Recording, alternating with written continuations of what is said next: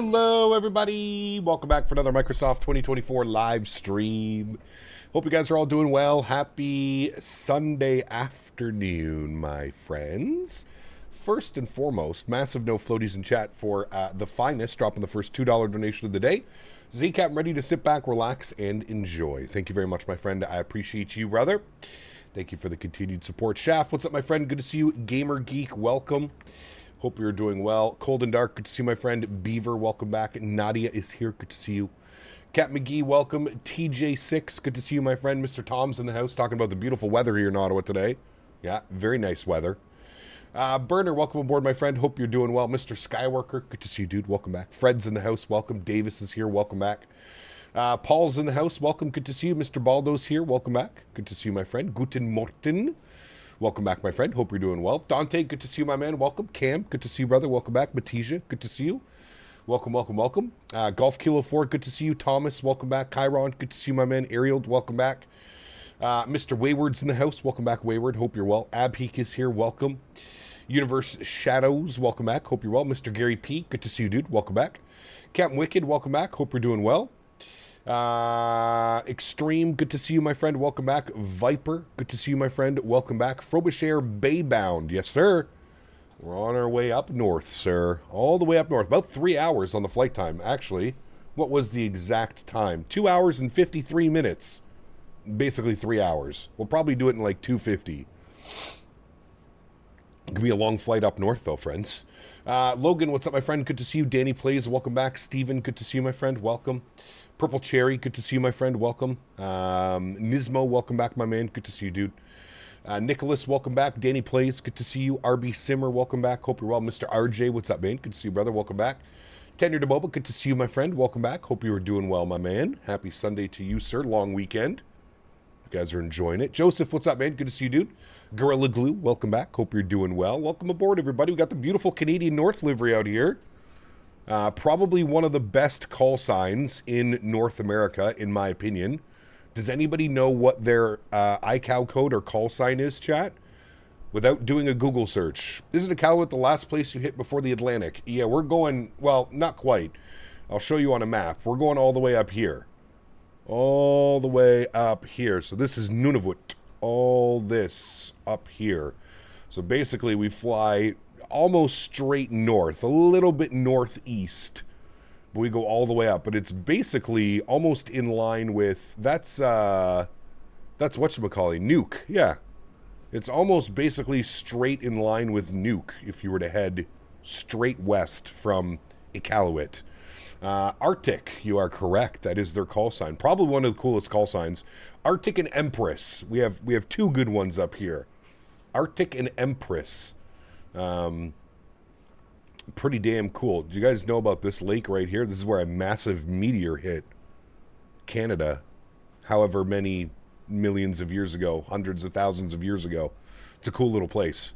There's actually a whole documentary on this little area. But when you zoom out, it looks pretty cool from the map, right? You can literally see. Think about how massive a crater that must have been.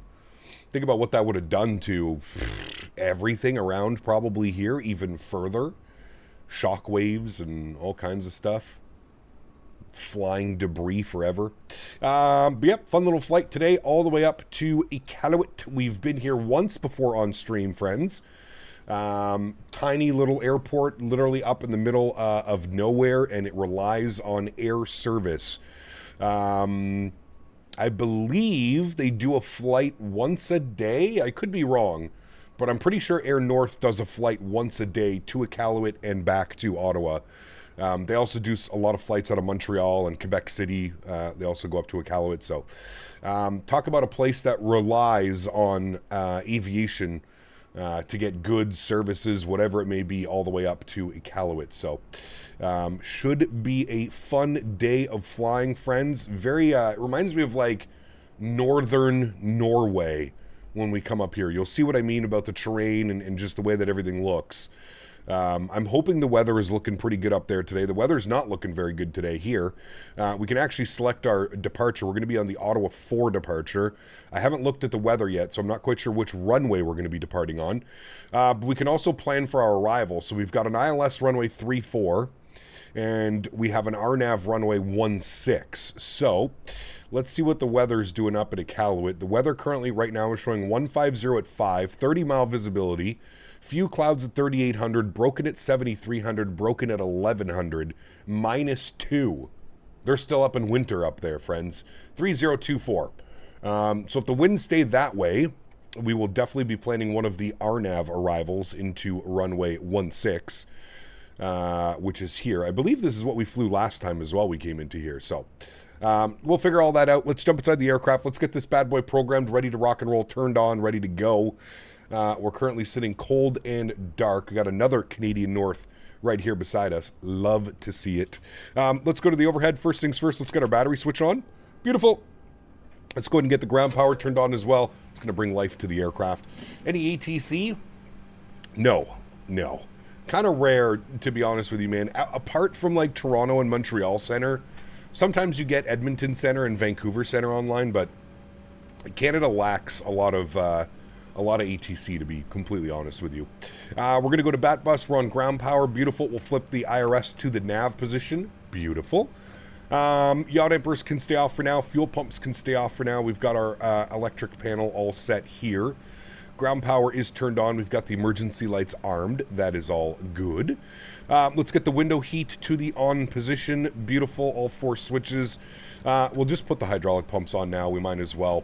We're cruising up at 37,000 feet today, my friends. So we're going to bug up flight level 370. Very good. We'll get the logo lights turned on as well.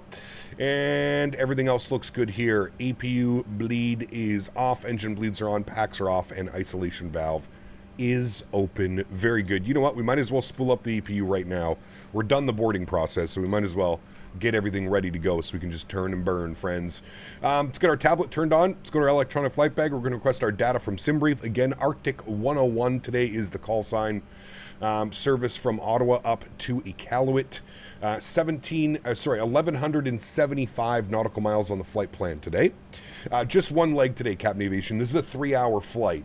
So most likely 3.5 hours gate to gate today. So still waiting for Southwest ops out of Austin, Texas. Do we have any scenery for Austin? I feel like I ask this every time somebody asks me to fly in and out of Austin. Do we have scenery for Austin? I can't remember if we do. I honestly can't remember. Sorry, my floor fan's all messed up. I can't wait to watch you do some Wolf Fangs ops one day. I think it's only the 400th time that I've said, but it's going to work. Eventually, we'll get around to it, Cam. Next time we're flying the Builds 340, we'll fly it. We'll do one down there. We had a BM World Austin. Okay. I mean, they're not bad. Like, has it been updated though? Like Glide Slow Pro Austin, have they updated? Have they done anything to it? All right, let's jump down here to the FMC. Let's hit our FMC tab. We'll clear all that stuff out. We'll go to pause in it. We're sitting on the ground in Ottawa, CYOW. We'll throw that into our reference airport. We'll go next page. We'll grab our left GPS. We'll scroll back. We'll set our IRS position. Beautiful. We can then clear that out, and we can go to our flight plan request. You can see there, YOW, YFB. Perfect. Select that. We're going to set payload of the aircraft. We're going to set fuel of the aircraft, and we're going to select our route. Beautiful. Guacluck, what's up, man? Been a minute, dude. Loving the new thumbnails. Thank you. Appreciate them, man. Thank you. Can't wait for a Caribbean leg. I mean, we did, what did we do? We did San Juan not that long ago. We flew to Bermuda like 2 weeks ago. Dominic Design, Austin. Ooh, that'll be the one I think I own that, to be honest with you. I'd have to look. I'd have to go and search my sim market and see what I end up owning and what I don't end up owning. Because Austin would be fun. We got a lot of Dallas airports now, too, so maybe we just do a day flying in Dallas, some Southwest stops or something. Dominic Design. There we go. You're becoming lazy with these thumbnails, brother. Brother, don't even get me started. Let's load our flight plan. Beautiful. Give that a couple seconds to run through its checks. Next committee flying, you should do Native 2024 PA24. Is it good, Cam? I would not know about any of the default airplanes. Aviation Fanatic, what's up, man? Good to see you, brother. Welcome back. Hope you are well. Hope you are well, man. American flies the 319 between DFW and Flagstaff now daily. Really? Well, after yesterday's debacle trying to depart out of Flagstaff, do we have any third-party scenery for Flagstaff, Mastro? because not any good. Not any good. We almost died trying to take off yesterday. All right, flight plan is in there. Beautiful. Let's go to our departure page. Let's go ahead and plan the Ottawa 4 departure. Let's go ahead and see what the weather is doing in Ottawa. Weather is showing winds 130, 8 gusting 17. That's not nice. 3-mile visibilities, drizzle, baby rain, overcast at 1200. All right, so Ottawa. With winds like that, we probably want to depart out of runway 14. That would be the most economical decision from us. We could also use runway 7 for a little bit of crosswind, but it's only 8,000 feet long. I mean, tons of room for the 700, but we'll plan runway 14. That'll probably be the best bet. So we'll go 14 on that. Beautiful. We'll execute that. Beautiful. Let's go to our arrival page. There's no stars. And I think we said that we wanted to do the RNAV runway 16 based off of the weather, correct? 150 at 3 knots. So with that, we'll plan for the RNAV runway 16. If we go back to flights and we go to this one, RNAV 16, we probably want it via Cirque. And if we add that to our route, it should look a little something like that.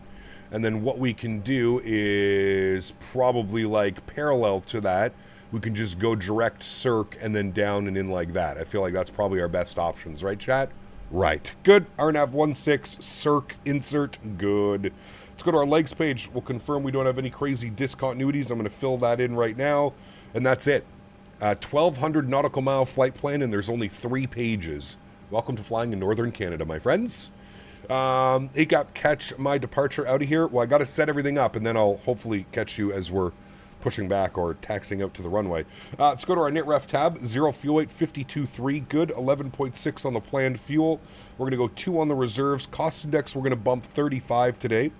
We're cruising up at 37,000 feet. Our wind component will be 273 at 49, so quartering headwind-ish all the way up. Let's go to our N1 limits. Now that we've got the APU spooled up and ready to go, let's get the APU generators online. Let's flip this up to APU gen. Let's get the packs on for now, because it's a little bit nasty here.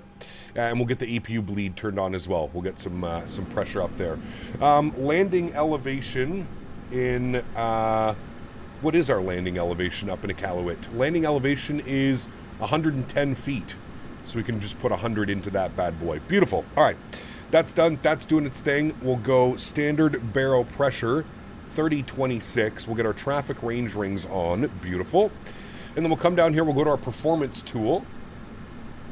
We shall grab some performance numbers. We are departing out of runway 14, which is kind of rare, to be honest with you. You don't get runway 14 a lot in and out of Ottawa. We'll go ahead and bug up our tow weight in kilograms. We'll import the live weather. And we'll calculate our V-speeds. Beautiful. RJ, my man, dropping the 2 bones. Says noontime dab hit for captain. Sheesh. We will stretch as soon as we get it, as soon as we start pushing back, my man. Thanks for support, RJ. Appreciate you, brother. Thank you, my man. All right, takeoff D-rate 1, cell temp 44 degrees. Takeoff D-rate 1, cell temp 44 degrees. Good. That'll be a slight D-rate on the climb as well. That's fine. Takeoff, flaps. I'm going... Wait, hold on. Did it go flap 1? Yeah, we're not doing that. Flap config 5. Hello? Calculate. Good. All right, takeoff D-rate 1, 39 degrees. So bear with me here for a second. Init, N1 limit. All right, so it changed it quickly to, what was it? 39 degrees, takeoff D-rate 1. There we go. Flaps 5 degrees, CG weight 22.9, trim value 598. I'm getting V speeds of 34, 35, 39. 35, 35, 39. Perfect. We'll bug up those numbers into there. Beautiful. All of that is looking good. Init A, Init B pages are all done. Beauty. Let's go and make sure that our park brake is turned on. Very good. And then we'll come back here. We'll go to our ground operations. We're going to go to door management. We're going to close you, close you, close you. Very good. Then we're going to go to ground, not maintenance, sorry, ground connections. We're going to remove the chocks. We're fully sitting on APU, so that's all good. And then we can go to GSX and prepare for pushback and departure. Very nice. Thank you again, Mr. RJ. Appreciate you, brother. Thank you, man. I play Microsoft 2024 on Xbox, and I'm trying to figure out how to connect my SimBrief into the 737-800. Any tips? Does that work on Xbox? I thought that only worked on PC. I could be wrong. You might have to do a little bit of research on that. But I'm pretty sure that it only works on PC.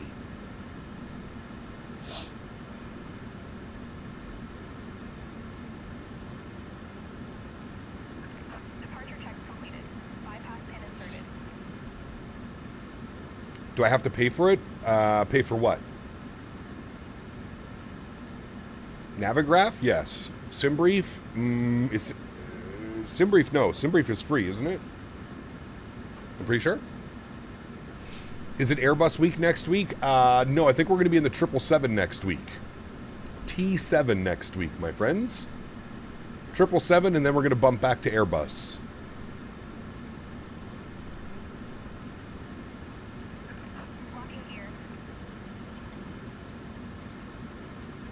Yeah, SimBrief is free. Got you.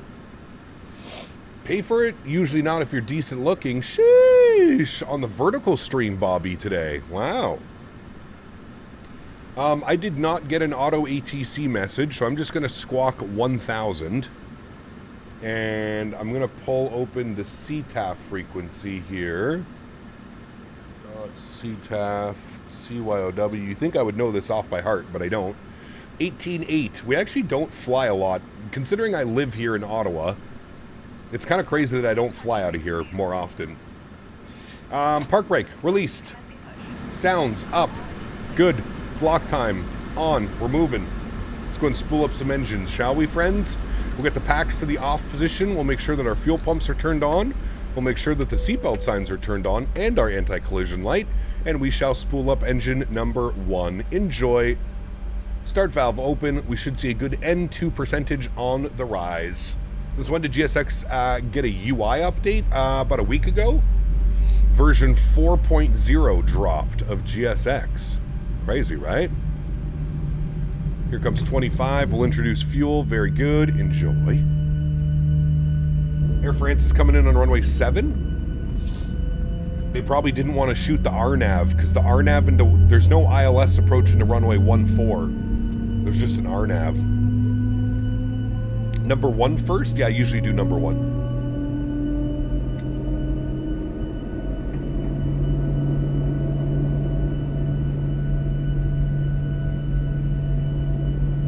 All right, and I believe we have fuel in the center pump, so I'm going to turn those bad boys on now so we can get a nice even burn. We definitely do. I'm sorry to whoever was right here. Oh, wow. Look at that. Joyous occasion. Everybody pushing at the exact same time. Good job, friends. Engine number 2, start valve open. Beautiful. We should see an N2 percentage on the rise. Very nice. I'm positioning an IRL on an A320 right now. When I started the engine, I was thinking, what the hell is that sound during cruise? Nice. Very nice. All right, there's 25%. We'll introduce fuel. Very good. Cap, do you like the new GSX update? I do, yeah.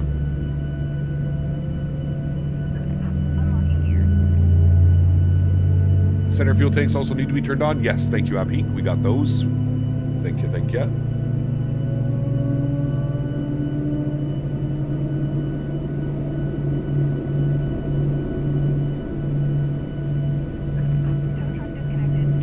Beautiful sounds.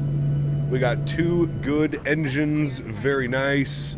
Let's go engine gen 1 online, engine gen 2 online. Let's go packs over to auto. Let's go isolation valve to auto. We'll flip over gen 1. We'll bump this over to TR1. APU bleed can go off. APU can go off. Start switches can get bumped to continuous. Taxi light can come on. Yacht amper can come on. Probe heat can go on. Beautiful. We need flap 5 for departure. Ooh, there's an Air France right there. Damn, you were talking about in the sim. I thought you were talking about IRL. Better slow down there, bucko. Oh, he got it. Auto brakes over to RTO, and then we need some trim value. 598. That should be good right about there. Beautiful. All right. Okay, we're good. Park brake is released. Now, is there a way that I can get around these guys without making this awkward? No, there is not.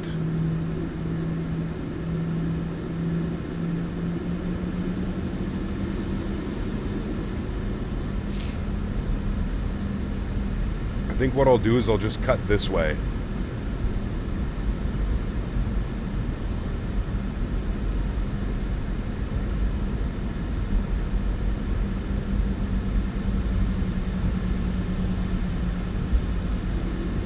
We'll cut in between these two.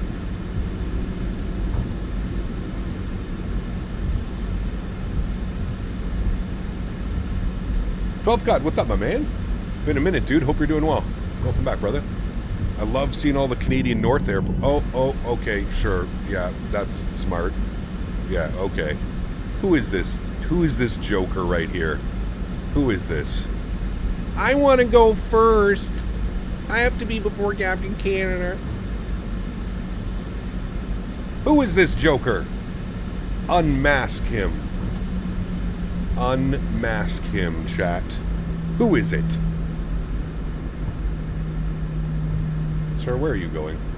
You don't even know where you're going, sir. You gotta go up here. You just went to the pushback line. That way. Not a good boy. Not a good boy. Probably Dan.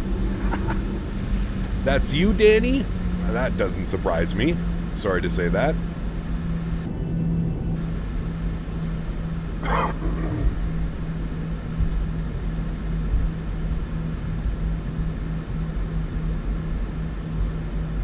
Identify yourself. Ladies first. Nice. Welcome back, Mr. 12 Great commentary. Alright, initial climb 10,000 feet. We had 139 on this guy. Danny's going to go in front of us so that he can make his descent at 240 knots at 36,000 feet. Very important that he goes first to make sure that his airplane, and he holds everybody up behind him. Very important, chat. Let's go VNAV, LNAV, good. Very important. Are we in the 777 freighter, passenger, or both? Next week we'll probably do both. We'll probably do both next week. God, I love this livery, man.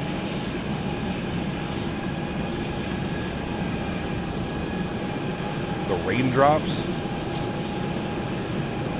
Raindrops keep falling on my head. Dun, dun, dun, dun, dun, dun, dun.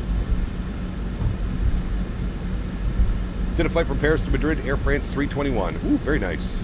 Pilot Pro. I'm just curious why VATSIM requires real government IDs. I have never had to provide any type of real government ID to VATSIM. So, unless they've changed their, unless they've changed how to join, I've never had to do that before. Oh, Jesus, doing a little bit of off-roading here in Ottawa today. Don't mind me. Just a little bit of off-roading. Whee! I feel like they added this as an afterthought. Oh, we're about to go downhill off-roading now. Kerplunk? That, we made it.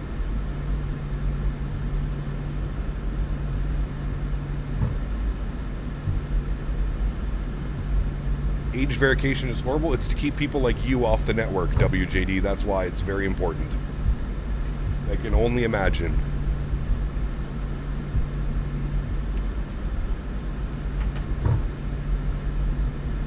Check your engine scap. Yeah, we don't need a repeat. Correct.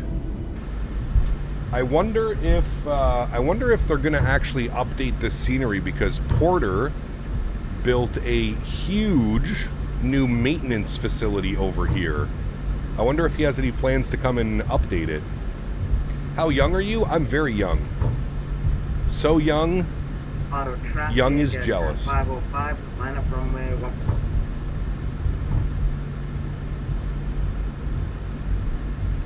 That wasn't the runway. We have 500-pound passengers switching seats. Nice. Hell yeah.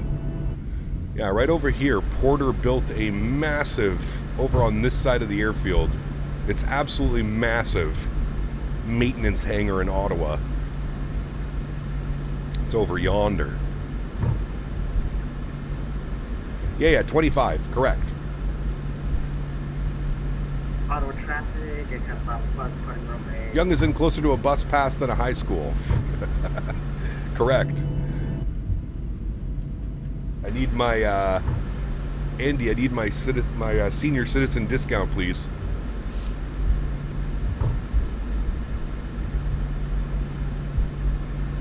Shit, I forgot we had the bio key, and you can actually see how old I am. Oh, failed. Air Canada departing. Is he also going to Iqaluit? I think Air Canada flies up to Iqaluit. I think.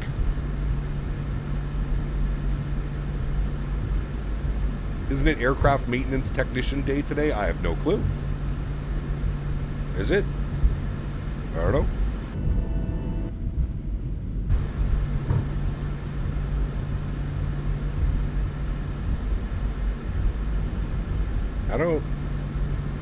I'm not sure where he's going.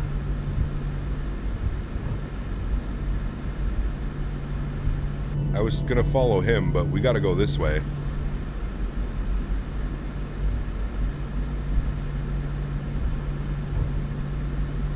Alright, let's go there, Speed Racer. You wanted to race everybody to the runway. Get the fuck on the runway. Let's go. We gotta go, Mr. Danny. You don't have the scenery? Ah, shit. That sucks.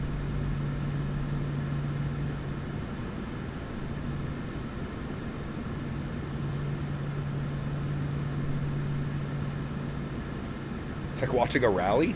I mean, we were going 12 knots.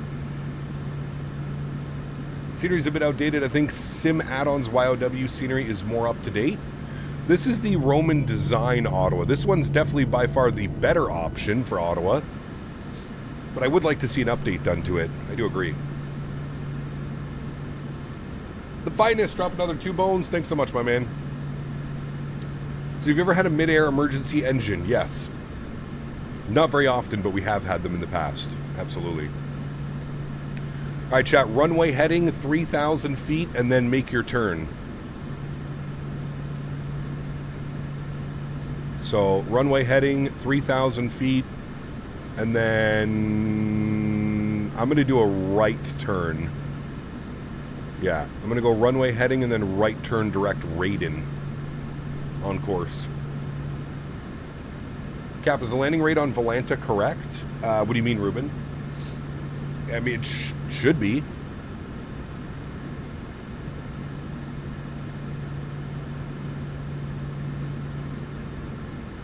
Initial climb on the Ottawa 4 is 5,000? Yeah, but we don't need to go 5,000 feet in the wrong direction. 3,000 feet is perfectly fine. We'll pretend that ATC gave us early vectors.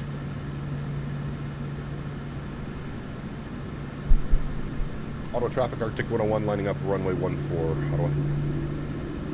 Landing lights, runway turn-offs, taxi lights can come off, strobe lights can go on, and wing lights can go on. Beautiful. Confirm everything upstairs looks good, pack's good, no lights good, we're all set.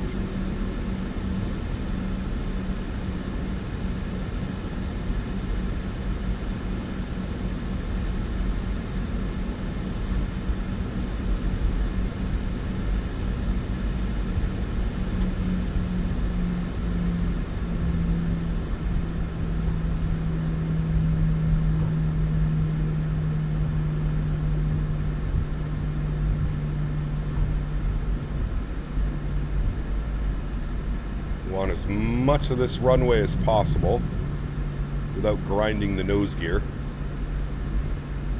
Just got a negative 24 foot per minute. Ooh, fancy. I have not had the best landings this week in the 7.3. I've been a little bit floaty this week with my landings. Too much heavy airplanes lately. All that traffic would have been fun to control. I'll catch you next time. Hopefully Canadian control. That'd be awesome, bro. That would be awesome.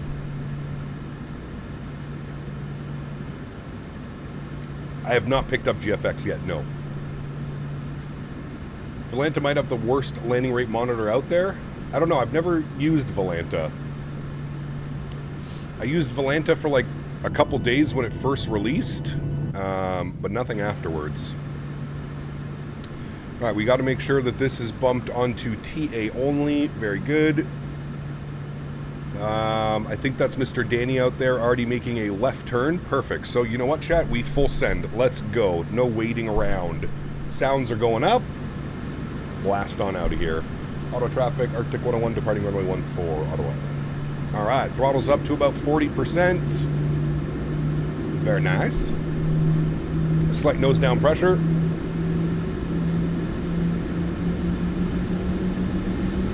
Stable at 40. Chrono is on, and a toga. Enjoy.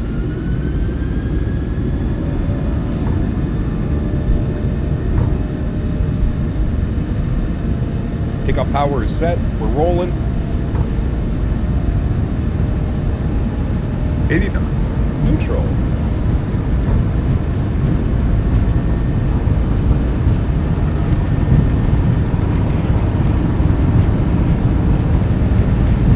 V1. Rotate. Rotate.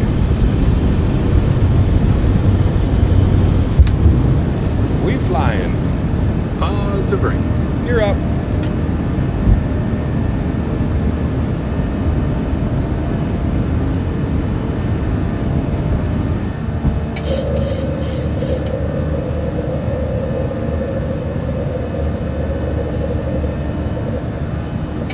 Goodbye, soupy Ottawa. Goodbye, my friend. Auto brakes off, gears locked. Runway turnoffs off.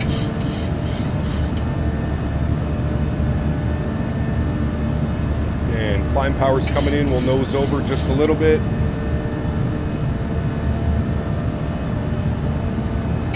There's about 3,000 feet. We'll start a right turn 90 degrees. We'll go 230, sorry, on the heading. Let's go speed check, flaps 1. Bring the sounds back down to a little bit of a more manageable level.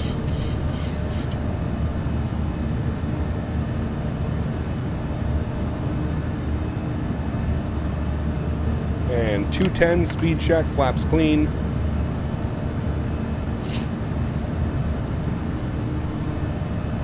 Need GFX. Center 850 at Shot Field, room to taxi to runway 14. All right, let's keep that turn rolling.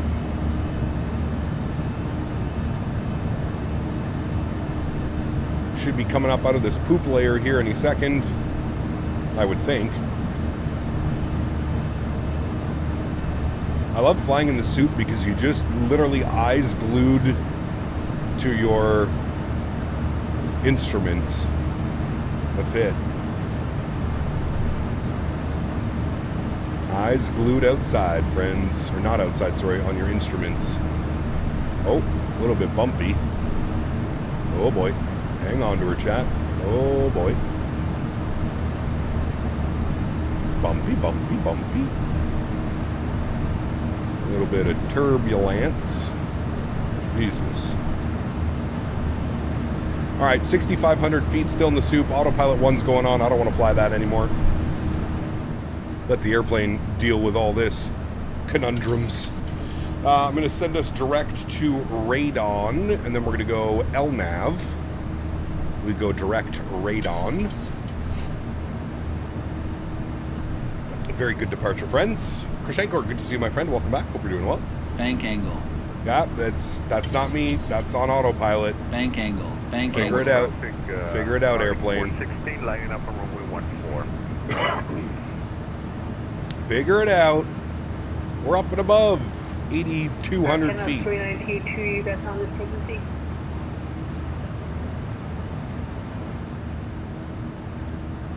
Good question for next time. How far in advance can I know you're flying in Montreal?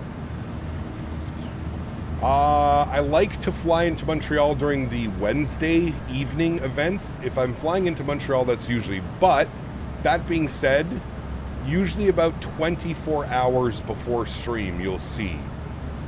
So if you keep an eye on the channel, I usually have that cloud structure looks fantastic right there. We need more of that.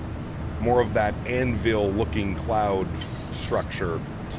10,000 feet, landing lights are off, start switches come off, logo lights come off, and wing lights. They're good. Yeah, but about 24 hours before the stream, I usually have a thumbnail up.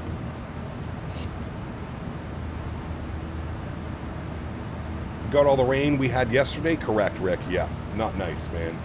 Are the clouds payware? Nope, they're just on the ultra setting.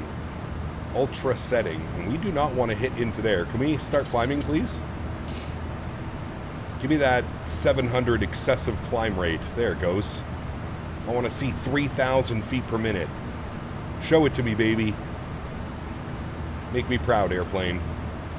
She's getting there. There we go. 3,000 feet per minute. Love to see it. We're going to go right through this, though. Hang on, chat. It might get a little bit bumpy. Everybody hang tight. Volanta will spit anything out, even a plus 100. There's an upslope. Volanta's foot per minute is meaningless. Unfortunately, G's is really the only consistent landing rate monitor. Oh boy. Jesus. Rocketing through these clouds, man. Holy. I have a 3050. My clouds are on high and they look like super grainy on the edges. Any idea why? Mine do too sometimes. It depends on the cloud formation, to be honest with you. Really depends on the cloud formation. All right. Everybody is up, up, and away, my friends. Climbing out nicely. Beautiful. Dan Simworld, what's up, man? Good to see you, brother. Welcome back. Hope you are well. You are back. How was your departure, Danny? Hopefully it was good. What do you use for turbulence? Real Cat Turb. You can put exclamation point RT in chat for a, and then look for a Nightbot command. I've asked the FA for your number. I'm going to bill you for the laundry services to clean the coffee stains. I mean, to be expected. I feel like I should have briefed you guys before we departed. Oh, ladies and gentlemen from the cockpit,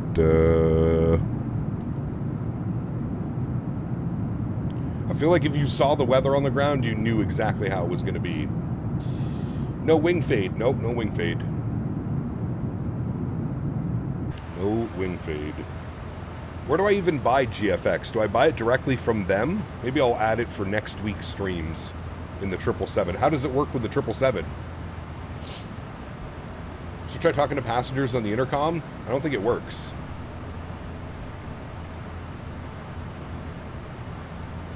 That's a light. Isn't that how they talk to the passengers? When you have to hit the button down here? One of the mic selectors, PA. Do I still play ATS? I haven't played ATS in a very long time, man. Very long time.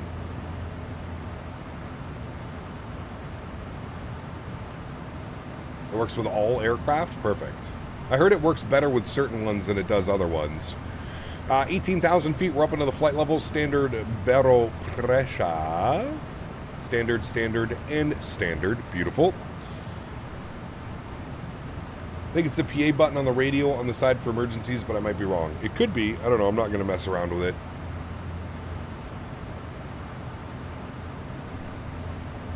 Very well could be. Let's sync up our heading. We can be good pilots, or at least pretend to be.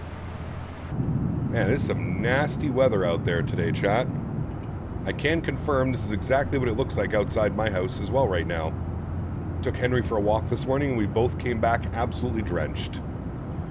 You should do a live stream of ATS? Nah, it's not really my thing, man. I don't know. I enjoy it for about 10 minutes, and then I'm like, okay, can I go fly an airplane now? It's pretty much my logic when it comes to American Truck Sim, Euro Truck Sim. It's not my thing, man. Not really my shtick, if you will. Gotta try out Glass Out. Props to Any Display pops out any display and can stream on an iPad. I thought I heard about that, you know? Crunkness, my man, dropping 25 bones. Says GFX sponsorship, go buy. All right, well, I'll buy it then. I will buy it. Huge no floaties to you, Mr. Crunkness. Thank you very much for the support, my man. I appreciate you, sir, dropping the $25 donation. Thank you, my man. Ty Rollins, what's up, man, over on the vertical stream? Good to see you, brother. I'll have to pick it up. He likes to drive the truck over the curbs and the grass. Shortcut. I heard it was a shortcut. Glass out is $16. Interesting. I don't know if I would need glass out, though. I don't know. Used to buy a lot of ATS and ETS, and now been mainly on Microsoft. Yeah, I just find it difficult to... I don't know, man. I'm a flight simmer. You know what I mean? I find it difficult to... I find it difficult to get invested in like truck sim and stuff like that. It just doesn't... I don't know. Maybe because I just don't have like a proper like rig for it or something like that. I don't know. I do have all my Thrustmaster stuff, but like I said, for me it's more... I don't know. It doesn't interest me the same way that like airplanes and stuff do.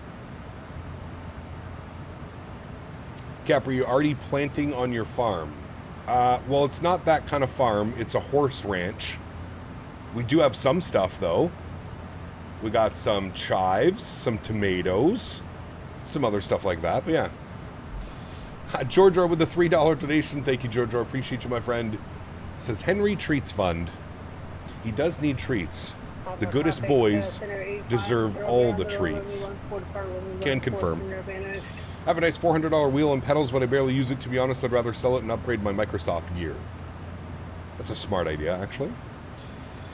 What plane I'd love to see you fly? The Air Force One plane. I think that would be a lit stream if they had that plane. No, we're not going to do that one, man. We actually... I'm going to let you in on a little bit of a secret. Most flight simmers, when they hear that somebody is flying Air Force One... we all gang together and we laugh and point. I know it's not a very nice thing to do, but I'm just letting you know that's what happens. Whenever somebody's on VATSIM flying as Air Force One or on Volanta as Air Force One, we usually laugh at them. So I probably will not be doing that, no. And for all the political reasons that's going on in the world right now, that's the last thing I need on my stream. Is somebody coming in, Captain Canada supports Trump because he flew Air Force One. Fuck that. I'm not dealing with that. No way, Jose. RJ, my man, dropping the 2 bones as well. Says, help with treats for the best boy. Thank you, my man. Huge no floaties to you, dude. I actually have them on these new treats. It's like beef jerky for dogs. And he thoroughly enjoys them. Thoroughly enjoys them. I can't believe we're still dealing with this much weather out there. What happened? Try giving your dog chicken. No. Do you know that most dogs are actually allergic to chicken?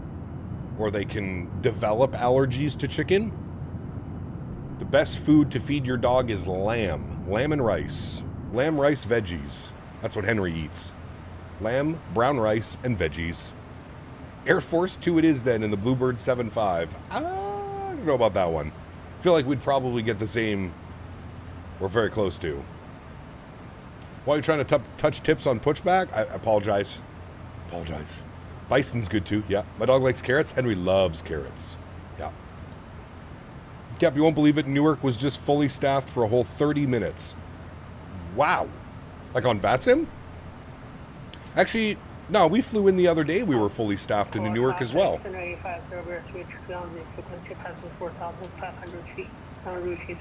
Henry likes to eat eggshells. Whenever I make like scrambled eggs or like a fried egg or something like that, I always give Henry the eggshells. And he likes eating the eggshells. What is my cruise altitude? 37,000, Danny. Flight level 370. Hello, buddy. 2 Bostons donated 13 2 Bostons. Canadian dollars and 83 cents. My More man. treats for Henry. What a lucky guy. Huge no floaties to 2 Bostons. Thank you for the support, my friend. Dropping the 14 CAD. Fuck, this guy's going to be eating better than me this week. My goodness. You can feed dog eggshells? Of course. Of course. Captain, what is the best 777 plane in Microsoft 24? PMDG. Not even any questions asked. You got some yuck weather to go with that yuck mouth? Brother. Brother. Did I ever send you a picture of it, Tom? I'll have to take a picture. This batch is, brother. It looks like alien weed. It's incredible. And it smells like rotten garlic. It's phenomenal. Phenomenal. Someone needs to do a dono to get the nice ribeye and mashed potatoes. Oh, infused. Did you not see what I ate the other day? Hold on. Hold the phone, please. Hold the phone. Hold.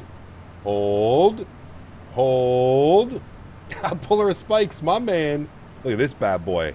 I cooked that up Friday night. Sheesh. Ribeye on the charcoal grill, brother. Look at that. Look at that ribeye. That is just perfection. Nice little Montreal steak spice all over it. Sheesh. We ate good on Friday. We ate good. Puller of Spikes dropping $20. Actually closer to $30 because he's donating in USD. Thank you very much, Mr. Puller Spikes. Appreciate you, brother. 20 bones. Huge no floaties to you, my man. Thank you, thank you, thank you. Incredibly kind, my man. Thank you, brother. It's nice looking meat. Brother. And here's the final product right before taking it off. Look at that. Look at that. Look at the fat separating from the rib cap. Oh, brother. It was perfect medium rare. It was more towards medium than it was medium rare, but that's perfectly fine. I'm a big fan of medium rare steaks, no problems. That was my buddy. My buddy just got this secondhand smoker. He was testing out he got a bunch of different little meats and he was testing them out which one he preferred. Phenomenal. Phenomenal, friends. Phenomenal. I'm still thinking about that and we're on Sunday. Charcoal grill is the best. I mean, for flavor-wise, it's pretty incredible. It's pretty incredible. Yeah. Yeah, Chris Kringle, we don't need to talk about that, though, here, man. That's exactly why, Chris. You basically, you are the epitome of why I will not fly Air Force One or anything to do with anything political right now. Because I don't need comments like that in my flight sim stream, right? I'm not saying your comment's wrong. I'm just saying that's the exact reason why I don't want to have that type of stuff here. Taste the meat, not the heat. When is the next long haul? Next Saturday. Next Saturday. Now you're good, Chris. Like I said, man, I'm not. You didn't do anything wrong, but I'm just saying that is the exact reason. Because I don't need to start arguments, and I don't need people saying this, that. It's just not worth it, man. It's not worth it to fly one stream where all the Timmies come in. They can continue to watch Erin Reigns and Swiss 001. We can have two separate communities in the flight sim community itself. I don't need to be part of that. Thank you very much. 2 tomahawks a week is part of my diet. You got that pilot salary, my man. I can't afford that. I'm on the fake pilot salary, daily driven. My fake pilot salary does not allow me to eat 2 tomahawks a week, brother. I wish. He likes barbecue sauce on a steak. Don't let him fool you. Damn right I do. Damn right. Mofo, what's up, my man? Good to see you, brother. Sorry about last night. Had a good game 1. I apologize about last night. You should fly the PMDG 777. Thank you. I do all the time. And we're going to be flying that next week. Next week. Oh, my YouTube crashed. Hold on. I can't see you.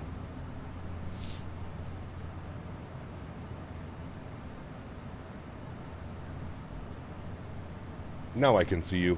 Hello. Welcome back. Best I could do is 2 steaks before the company starts questioning my food bill. Exactly. Exactly. Steak sauce is acceptable if cooked right. But like, what's the difference between steak sauce and barbecue sauce? Nothing. Literally nothing. I can understand, like, I'm not saying I put like chicken and rib barbecue sauce on my steak, but a nice Do you guys have the keg? Do you guys know what that is? The keg? It's a Canadian... Well, I don't know if they're Canadian. There's a bunch of locations up in Canada, and there are some in the States. Have you ever had the keg barbecue sauce? It's basically like A1 or HP sauce. It's very similar. Very similar. You're ruining a good steak? No. You're enhancing. That's the way that I think about it. Enhancing. Your game crashed? Oh, no. That's not good, Danny. Danny, that's exactly why I think we need autosave on every... I think we need to, as a flight sim community, I think we need to advocate that every single third-party airplane ships with a save feature, the way that the Innie builds airplanes and the Aerosoft 340. We're past the point now, we should have some type of autosave feature where if the sim crashes or you get a WASM crash or whatever, you just load in and boom, within 5 minutes you're back up and gone. Is keg sauce like A1 sauce or is A1 sauce like keg sauce? That's a loaded question, Mr. Barry. I'm probably going to go the keg... No. Yes, the keg sauce is like A1. Pretty sure A1 sauce was before then. Yeesh. Ketchup on steak is amazing. Oh, brother, you better watch out. You better watch out. Do you know what's crazy, actually, that you say that, Polaris Spikes? When I was over in the Netherlands, there was a lot of people putting ketchup on steak and shit. CST with the progress update. Yo, Captain Cannabis. Yes. Lighting, dude. Oh. I feel like it... Ooh. Very fancy. Very fancy. Can I... Oh. See ya. That looks awesome, dude. I can't wait to fly in that thing, CST. World flight this year, brother. I feel like we're going to be flying in a Cadillac for world flight this year after flying in a 1993 Toyota Tercel over the last couple of years. I feel like we're going to be flying in a Cadillac, my man. It's going to be so good. So good. You set me up for how I'm going to tell Maverick, you put me on as long of the flights as we want. I'm just going to be sitting chilling in the chair. I'm going to go like this. I'm going to put my little thing. This is going to be me during world flight chat, just like this. That's me world flight. That's what I'm going to be doing. Compared to the last one, for sure an improvement. Oh, brother. I mean, night and day, my man. Night and day. Night and day. Cap, how does your overlay work? I have a much smarter individual than I am called Mr. Dan Barry. He's actually in chat right now. And Mr. Dan Barry is infinitely times smarter than me. And he made that banner. I was flying in the Zebo aircraft in X-Plane. It's got an autosave now. I'm seeing if I can load it in. Oh, is that you right here in front of me? I don't know who that is. That's somebody. How close? Oh, no, he's going the other way. Oh, okay. Well, never mind then. Where is he? He's out yonder somewhere. Let's see if we can find him as he gets a little bit closer. And Dan broke the computer yesterday. Dan always breaks everything. It's the problem with Dan. A lot of upside, also a lot of downside. He breaks things and he doesn't apologize for it. He doesn't offer to buy me a new computer after he breaks it. Little things like that, you know? Just the little things.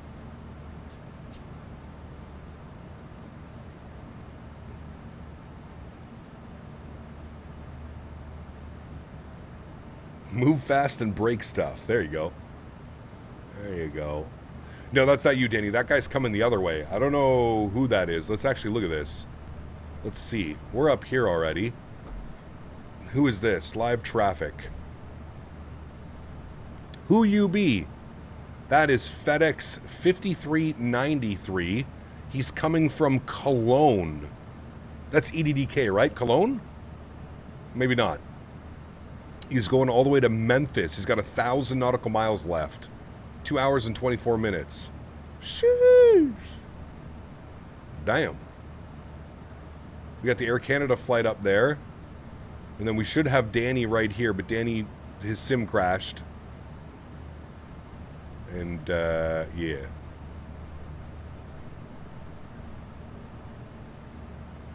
Cologne, a.k.a. Cologne. Cologne. I like cologne. Chat, what do you wear for your cologne? What's your daily cologne? Let me hear it in chat. What do you guys wear for cologne? Don't tell me you wear like SpongeBob. SpongeBob cologne or something like that. What's everybody's daily cologne? Let me make sure that these are not in the cinematic views. Correct? Correct. Good. What do we got up here? GoPro view. Do you also work on that? No? Perfect. Great news. Cinematic shot time. Eau de chronique. Sheesh. My man. My man.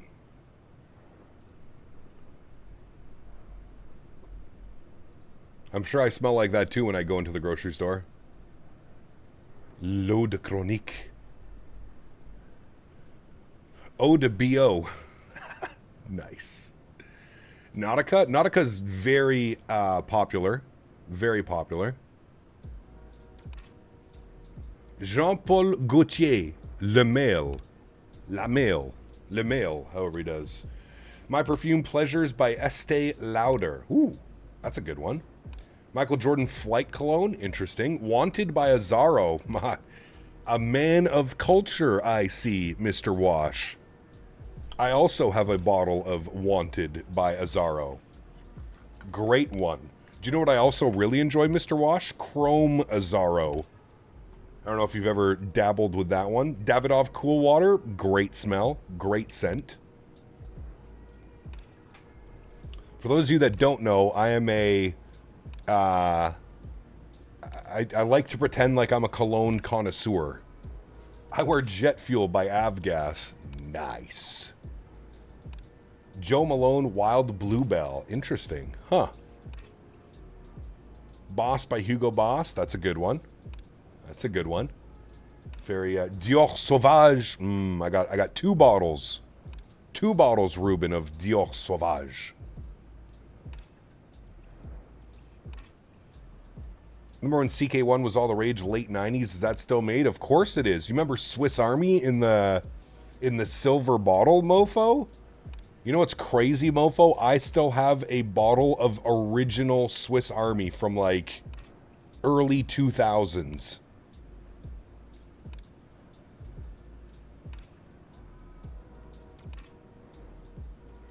Crazy, man.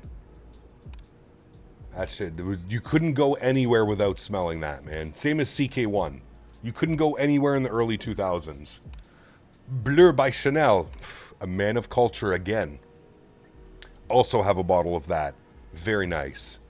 Burberry Brit. Ooh, that's a good one as well. Actually, one of my favorite colognes growing up was Burberry Weekend. Big fan of Burberry Weekend. I still have a couple bottles, actually, unopened. Versace Pour Homme, that's a good one. Very good one, yeah. Perfume de Marly? I mean, now we're getting into some... If you're wearing Creed, I have a couple bottles of Creed. I have Creed Aventus. I have Creed Silver Mountain Water. I also have... what's the other one? I have Bois de Portugal, but I don't like it. I'm actually trying to either give it away or sell it. Green Irish Tweed. Man. Fragrance Canada, correct. Yeah. Does any man here wear Cool Water back in the day? All the hot guys wore that? Oh, Davidoff Cool Water? Absolutely. Versace Dylan Blue, that's a good one too. I love that one.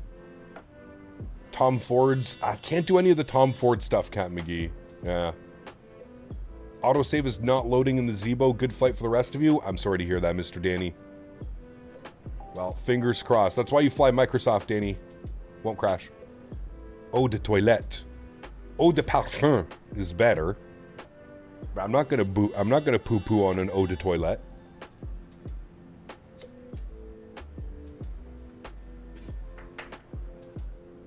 But for me right now, definitely, I'm heavily invested in the Creed. My favorite is probably Silver Mountain Water and Green Irish Tweed. Those are my two favorites. Myself, I haven't smelt that one actually. Canada, the best smelling horse whisperer. You know what's funny, mofo? You say that. I go out to the farm, like wearing cologne, and you should see all like the clients that are there. There's this one lady, man. She's a little bit of an older lady. Her husband has like a sensitivity or an allergy to perfumes. Every time I go over and I'm wearing like a cologne, she like comes up and she's like, "What is that? Please tell me what you're wearing." I always have a good laugh.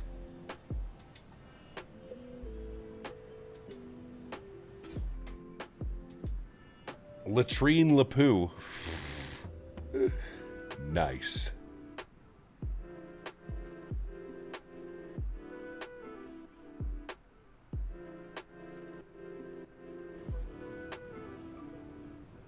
Axe Original is how I got my first girlfriend, brother. Remember the high school? BC, the high school hallways in the early 2000s. Brother, you couldn't breathe regular air.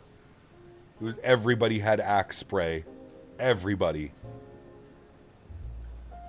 And it was key for the stretchable moments in high school when you and your buddies would go on lunch break.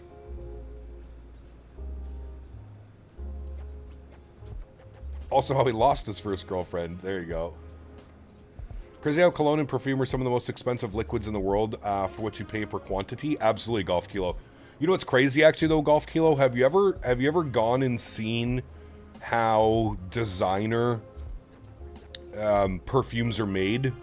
Like the ingredients that they use in like a Perfume de Marly or like a Creed. Man, crazy. Jacquard Noir. Oh my god.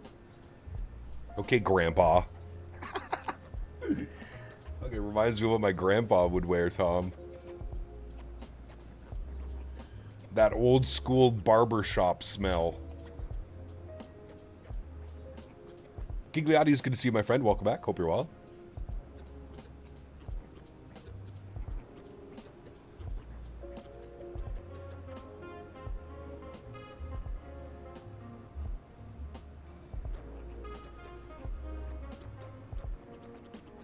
I would say every day, like if I'm going to the store or the grocery store, I'm throwing on some Sauvage. If I'm going somewhere nice or like I'm traveling, I've always got my Silver Mountain Water. Because the thing with like super expensive perfumes, like Perfume de Marly and Creed, is that nobody is wearing them. So you have a very unique scent. I can't tell you, and honest, this is not like oh, look at me. The amount of times that I've been approached at an airport or at an airplane, in an airplane, from wearing a bottle of, or from wearing some Creed, Silver Mountain Water, or Green Irish Tweed, I can't count the amount of times. Flight attendants, passengers have come up and been like, what are you wearing? It smells fantastic.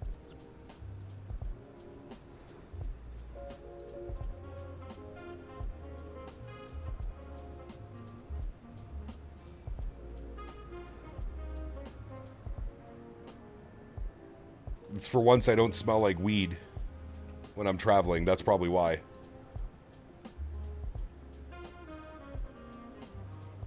Green Irish, dude, Green Irish Tweed is incredible. If you've never smelt those scents, Tom, I can bring it for you. I'll bring it for you when we go to Minneapolis. I have little travel decanters that I use.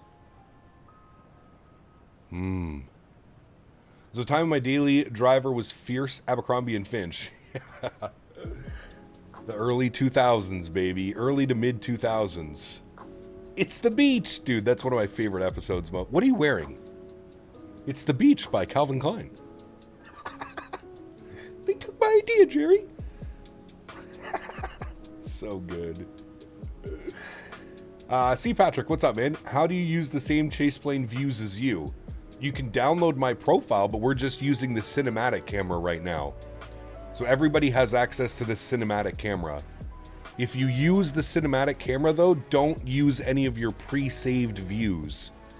Just use whatever views come with the chase plane cinematic.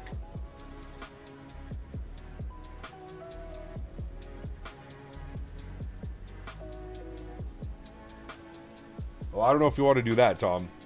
I'll bring some baby powder for that, though. A little bit of baby powder for your FS Expo pleasure. Yes, sir. Hey, look, we actually might be out of the weather soon. Polo, that's retro too, brother. Takes me back to the 2000s.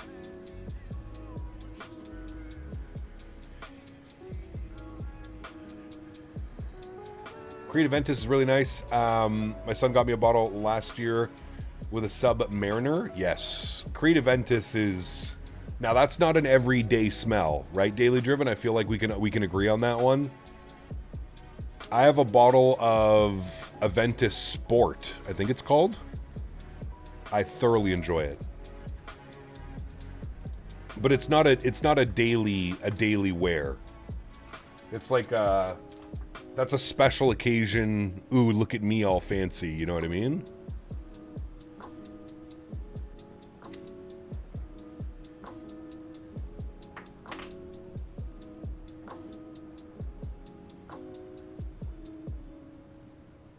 It's also too expensive to wear every day. What's a bottle of Aventus going for now? 450 bucks? 400 bucks? It's absurd.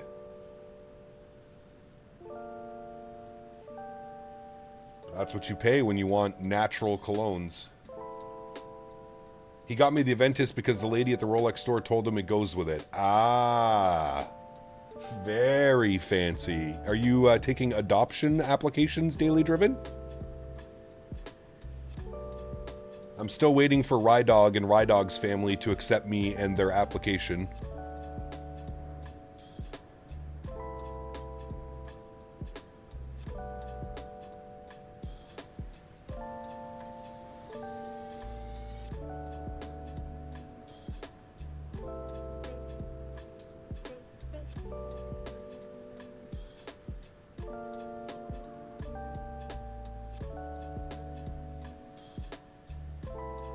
I love this livery on this airplane, man.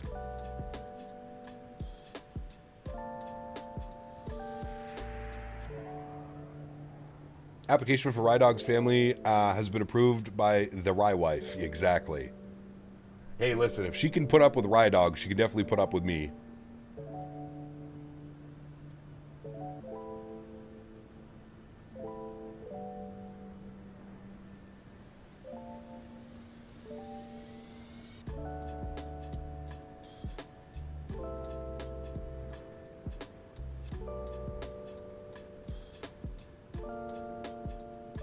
Pineapple Express tastes so earthy, like with our nuggets combined, Cap Planet appears. That's weird because like every other Pineapple Express that I've ever had, Tom, is like very fruity. And I'm not much of like a fruit guy, Skittle guy, Runts guy. Give me dank, dirty grandma's basement under a mossy forest tree. That's what I like.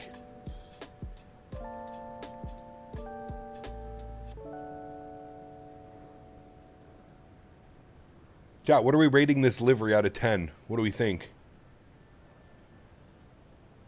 What are we rating this livery? I'm giving it a solid 8.5. 8.5 out of 10. 6.7? No, stop that. 5 big booms. Nice.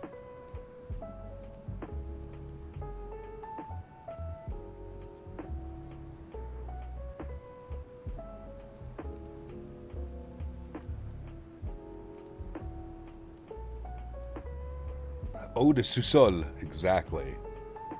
7.9.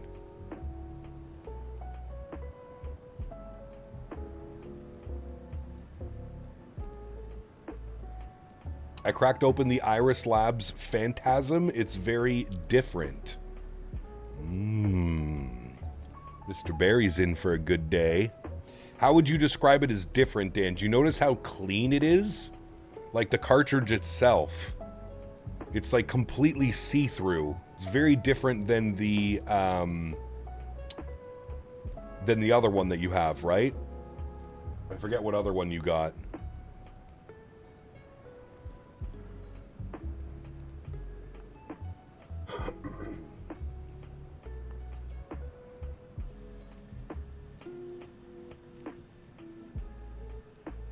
Yes, it is, Dan. I really like them. I have mine right here beside me. Do Canadian North still fly to airports with gravel runways? Yes, they do. But they usually fly those on their old school 7.3s, Fliterer, the 400s with the gravel kits. 3 and 400 737s. A lot of ATRs as well. A lot of ATRs up north. Flying Dulles, Iceland to London. Sheesh, Cooper. It's a busy day, my man.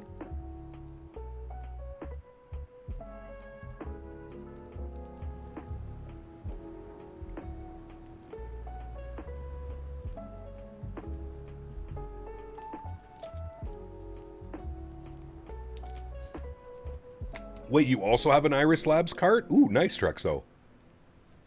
Yeah, they're real good, man. I just actually got put onto them not that long ago, maybe a couple months ago. Made some pizza dough last night, about to make a cheese and a supreme. Oof, can I have one? I just need a couple slices, actually.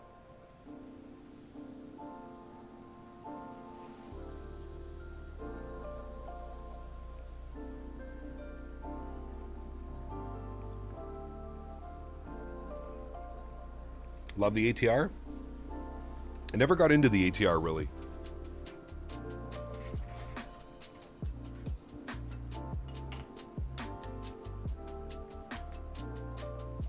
BP Luca, nice. Say Mach number, Mach 787.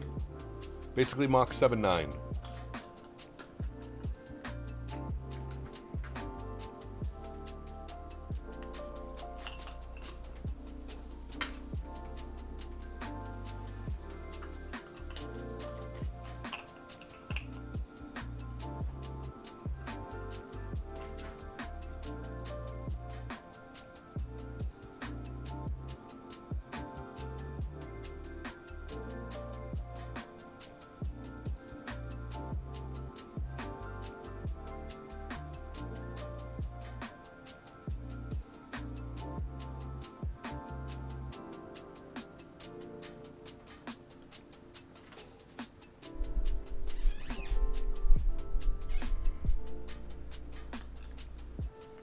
Have you tried the Fenway disposables? No, I usually don't buy disposables, to be honest with you.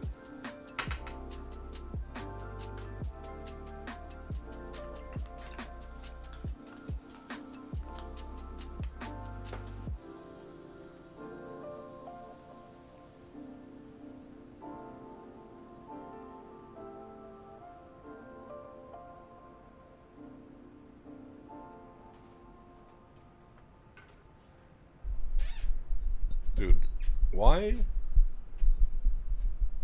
is my mic boom so noisy sometimes? Len in Cancun from Miami with the iFly Max. Nice. TSC, what's up, man? Good to see you, dude. Welcome back. Cooking beef tips and gravy, simmering for a few hours now. Oh,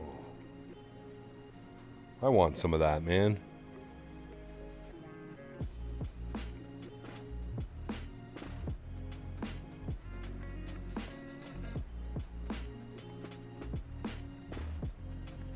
I've never flown on an ETR. Never have I ever. I'm doing well, TSC. Thanks for asking, man. Same to you, brother.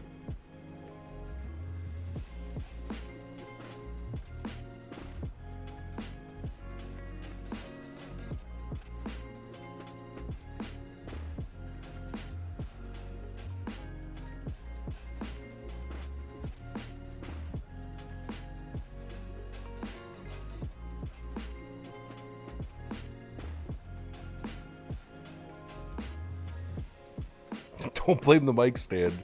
I mean, it's always squeaky. West Ham United have been relegated from the Premier League a few minutes ago. Uh-oh. That's no good.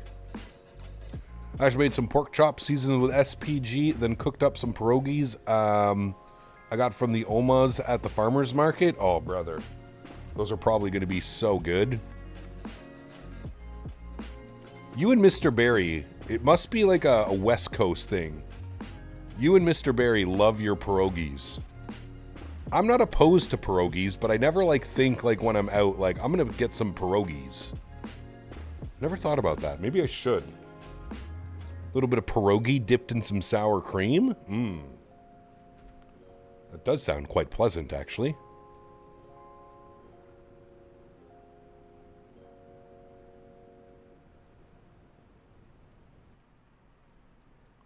Absolutely devouring some birria tacos. Dude, I've never had birria tacos either.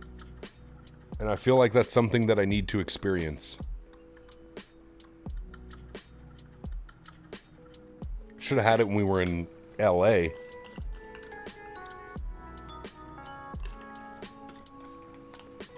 Pierogies are a staple food for when I was at university. True. You know what it is, Dan? Pierogies are to you what ramen is to new age college students. That's what it is. I've cracked the code. Pan-seared chicken thighs with onions smothered in gravy, white rice, and broccoli. I'll have a plate of that. Yeah, you dip them in the juice. The juice that it's cooked in. I forget what they call it. They have an actual name for it.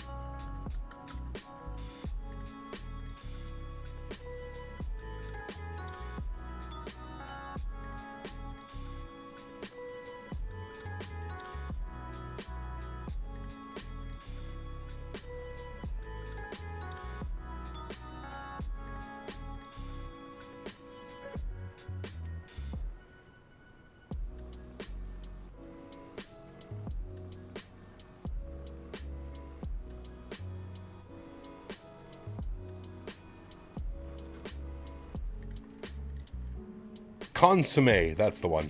That's it. Doesn't hurt that I live in a city with a very large pierogi manufacturer either. Wait, really? I didn't know that, Mr. Barry. Consomme. Is this crowd more of a grilled pork chop or pan-seared cooked chop? Ooh. For me, it has to be on the grill. Anything on the grill is going to win me over.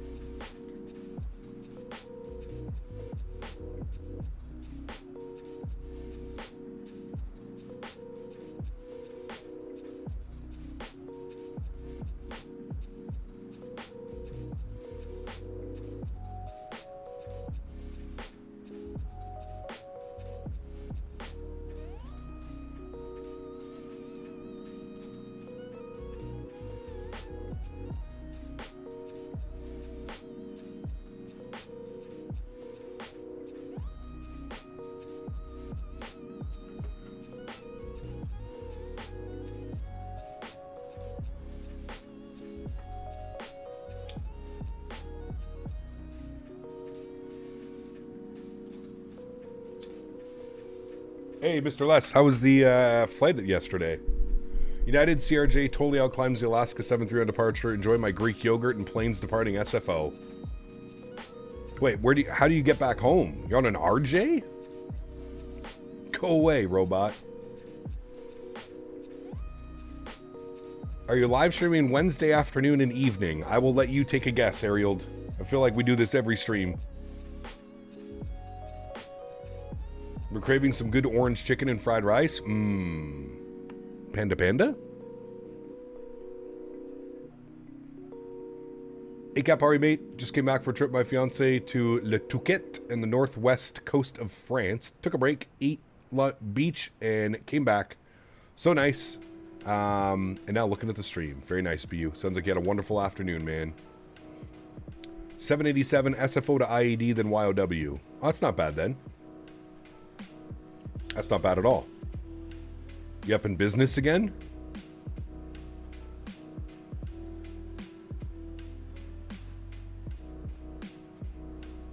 No, BC, they're talking about pierogies, I think. You boil the pierogies, then fry them in a little bit of butter.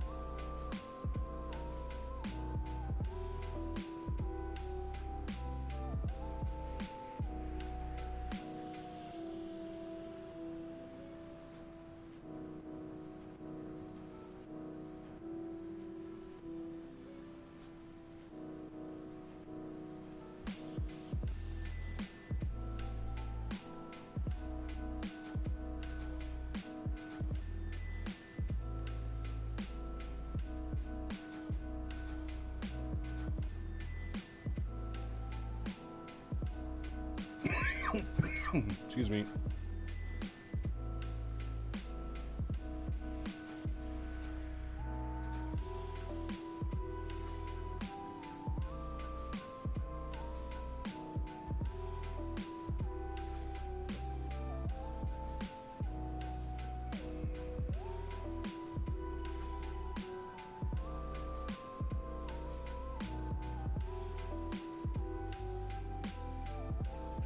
Uh-oh, Boeing fan, that's no good.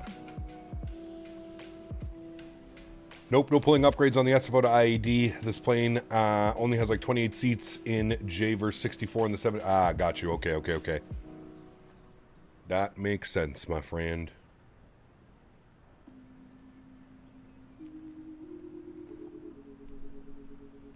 Look at the Quebec tundra down there. Where are we? We're all the way up here. We're close to that thing over here. This one's a little bit weird too. Look at these. Bet you there's some crazy fish up in these lakes. What is this place called? Mistisny. Mistisny? Mistisny. We need to drop Mopar off there. Wait. Chat. No fucking way, man. We flew right past it. No. We would have got a good view of it too. We could have pulled a... Man. We should have made a pit stop. Should have just dipped down, do a touch and go, and then back up onto our flight plane. Shabooga-mo, baby. Shabooga-mo. Damn. We missed it. We missed it, chat. Do Canadians visit northern parts of the country like Minnesota, have cabins in the northern parts? Not this far northern, Cody, no. Turn around for some vectors. U-turn approved.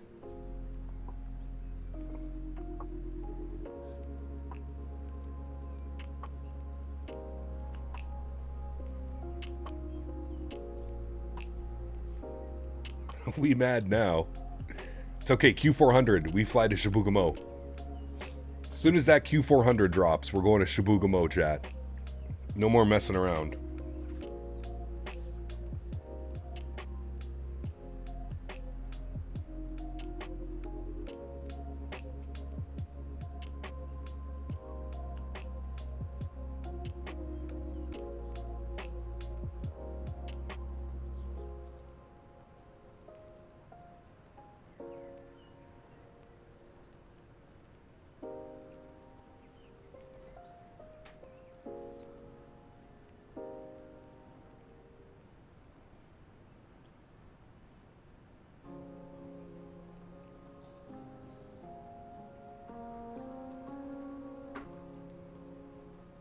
Seems like a long flight for the 700. They do this in the 300 and the 400 as well, Jake.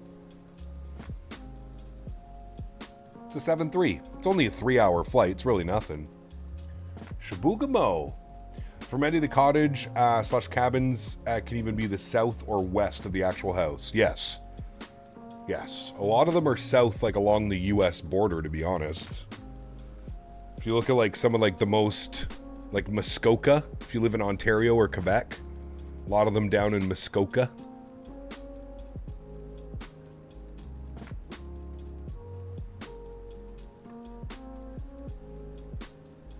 Is the destination only by air or is there a road as well? You know what, Cody? That is a damn good question, man. I think there are roads, but when you come to this part, I don't think there's anything up here. I don't even think there might be a ferry service. That I don't know. I'd actually have to do a little bit of research on that. But once you leave northern Quebec, I don't think there's really anything that gets you up here. Again, there might be, in the summertime, there might be some type of like, I don't know, there might be some type of ferry service or something that pulls up into here.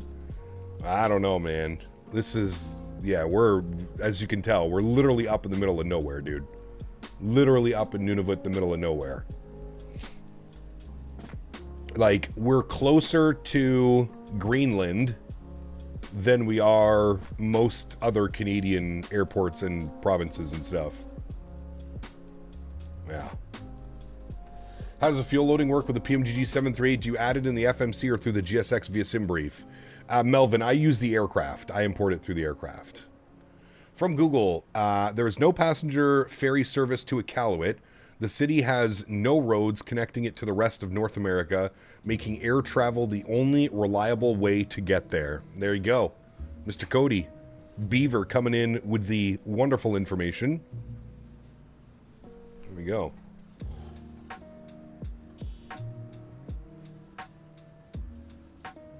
Yes, correct, Les. Yep. Yep. Or, alternatively, Les, there are, if you think about it, there are a lot of cottages like Blue Sea up in Quebec, Maniwaki, all up in that area. There's a lot of cottages up here as well. Like, I know, brother, I can't even count how many friends and family own cottages up here. This is this whole area right here with all these lakes, all of this is insanely popular with cottages. Mont Laurier, Maniwaki, all of this is just all cottages. All of it. Lac Calumet, Blue Sea, it's all cottages. That's where the fiance's family has a cottage. It's over here somewhere, Blue Sea. I think it's this lake right here actually is where the cottage, it's this lake or this lake? I actually think it's this one. I'm pretty sure it's this one. Or it might even be this one. One of those. One of these lakes is where the fiance's family cottage is. One of those ones. Maniwaki. It's actually First Nation, Maniwaki. The Aboriginals. It's where they sell cigarettes for $10 a carton. You might pull sticks and twigs out of your cigarette, but you don't want to pay the other crazy prices.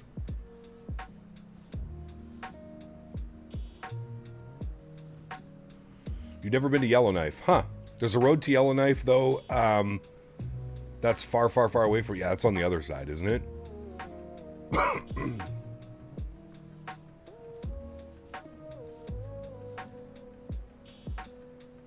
Furthest north I've been is High Level, Alberta.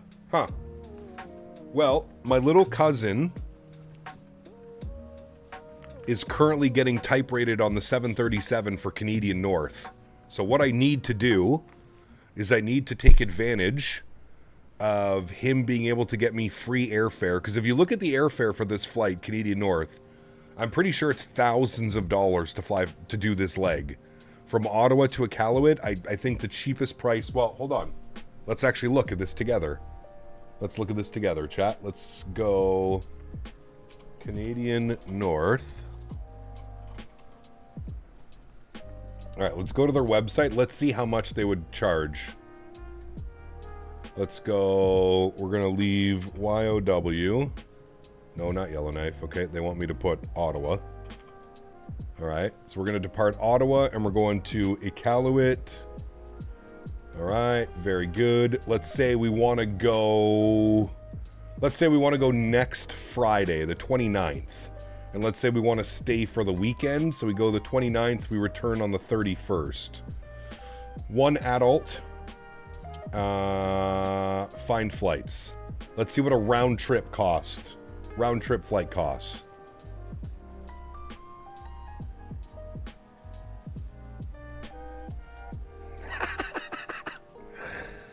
There you go, boys. Thousands of dollars. I think that's only one leg. Now, this is on a 737-300. This one's on a 737-700, which we're on right now. And that's actually our flight, 101. That's the exact flight that we're doing. So 1,900. That's Saver. One bag, changes for a fee. No changes... Name changes not allowed. Okay, that's fine. We take the cheapest one. I think that... Was that for return as well? Oh, no. That was only one way. Oh, fuck me. That was only one way, chat. And then we'll pretend that we're on the 737-700 on the way back as well. So we'll select that one. Select that one. Round trip flight from Ottawa to Iqaluit. Almost $3,350. Ay, caramba. That's... And there you go, friends. That is why people do not travel up here. That's why this is unattainable by most people. I don't know too many people that have $3,400. And, like, I don't know if you guys have ever seen what Iqaluit looks like. Like, there's nothing in Iqaluit. Like, this is Iqaluit. like this is it. There's nothing here. Like, there's nothing. They have, like, one grocery store where everything is, like, insanely overpriced. Probably one restaurant where everything is overpriced. That's crazy, dude.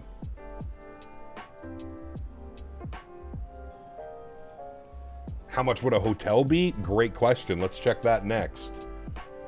Hotels in Iqaluit. How much is this going to cost? The Frobisher Inn. Sure. We want to go from the 29th to the 31st, please. Search dates. What do you got for me? $490 a night. Lowest rate. $500 a night. See all photos. Alright, it's that building. They got a nice little restaurant. Probably $150 for a meal. Got a little convention hall. There's the hotel. Show me the bedrooms, please. Okay, yeah. So we're looking at a 2002 hotel room. Pretty much. Probably hasn't changed since it was built in the 2000s. Yep, that is straight out of the early 2000s. There you go, chat. $500 a night. That's what it gets you. 500 bones a night. Oh, this one's even got a little fireplace for you. Get a little frisky by the fireplace. Where's Davis? Davis will pay for us to go, chat. Yeah, I'm pretty sure this is the only... I'm pretty sure this is the only hotel.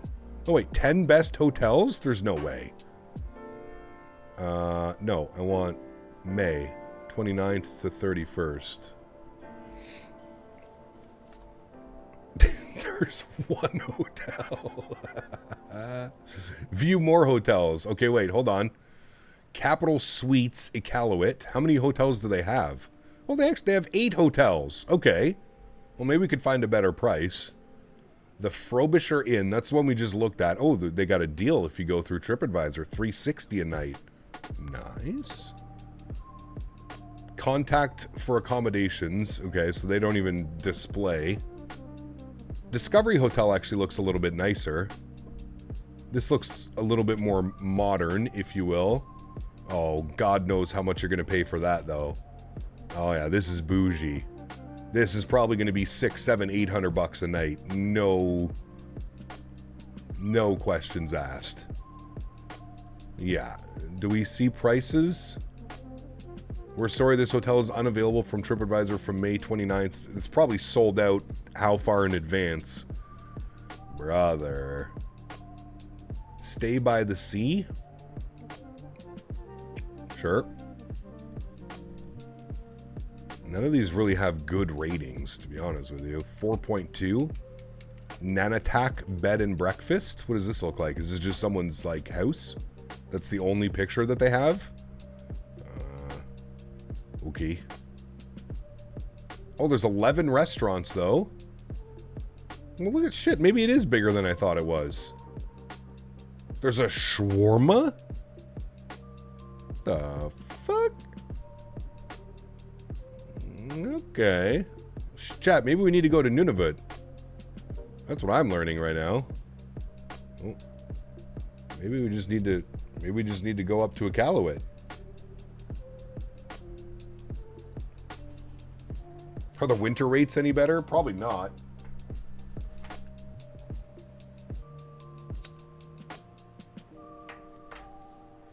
Looks like a great place to host the expo. Nice, CK. Pete Abrams, what's up, my man? Good to see you, brother. Just got back from getting the little guy's passport photos so you can discover the joys of flying. Hey, very nice, my man. Hell yeah, dude. Probably some already asked, but how do you like the new GSX 4.0? It's been good to me, good gaudies. I really like the new UI update. It definitely feels like a $30, $40 add-on now. If that scares you, don't look up the Airbnb rates. Oh, I can only imagine. Yeah. Is there a Waffle House or a Buc-ee's? No. If you book on Canadian North in advance, it's about $700 each leg, which is still pricey as hell. Damn. So like a couple months in advance, Beaver, is what you're saying? It obviously gets a little bit cheaper.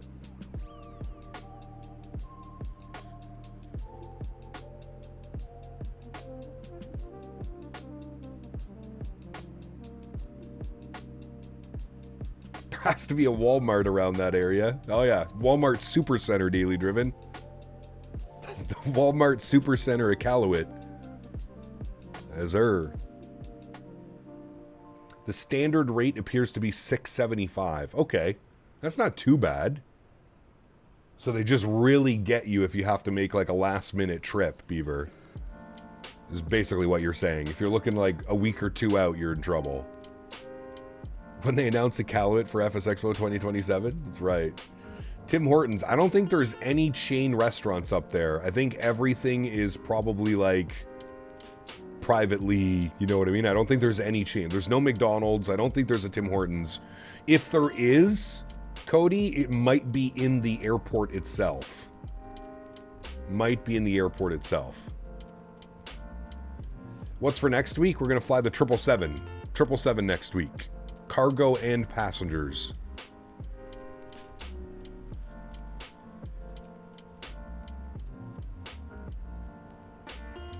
What is the population? It's a good question. I don't know. Iqaluit population. What do we got? Iqaluit has an estimated population of approximately 86 to 8,700 residents as of 2026. Most recent official data from the 2021 Canadian Census recorded the city's proper population at 7,429. Dude, my buddy lives up there. He has a satellite install and repair company up there. Should give him a ring. There's a Timmy's and a Booster Juice up there? Wait, are you serious? In the airport, Dan, or like just restaurants? Brother, booster juice is like $10 a booster juice in the city. I wonder how much. It's got to be $20, $25 for a booster juice. Tom.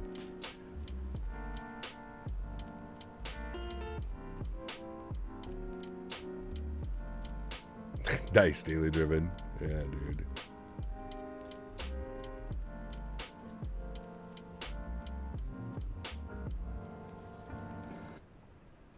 I thought McDonald's was set up in Antarctica at this point. I mean, listen, it wouldn't surprise me, but... There's also a KFC, although I wonder if they raised their chickens for it. Damn, I had no clue, Dan. There is a Tim Hortons and a KFC and a Booster Juice. I'm honestly shocked right now. Shocked.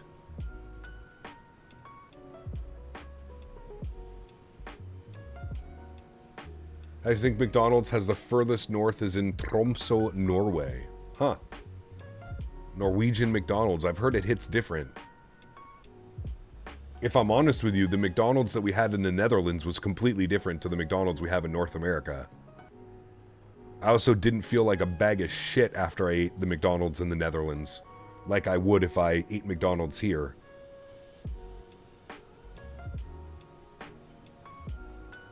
They have a Pizza Hut too? Oh, okay, Dan. That's it. We're scheduling a holiday. Chat, who wants to come to Iqaluit? Maybe we can contact Canadian North and get them to give us like a party rate.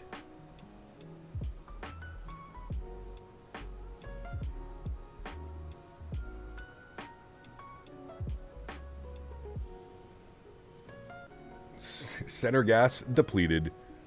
I haven't gone inside the airplane. I'm assuming they're probably done as well. I had McDonald's in several parts of the world and it all tasted the same to me. Really? No, it definitely tasted different in the Netherlands.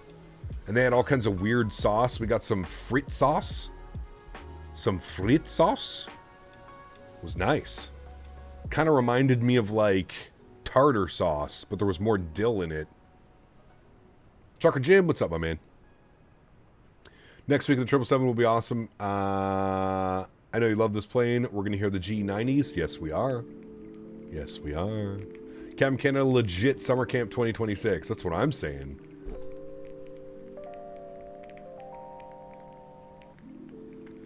Yeah, Dan, in the wintertime, snowmobile delivery. In the summertime, quad. You can get on your 4x4. Ripping around town with your Uber Eats bag on the back of your ATV.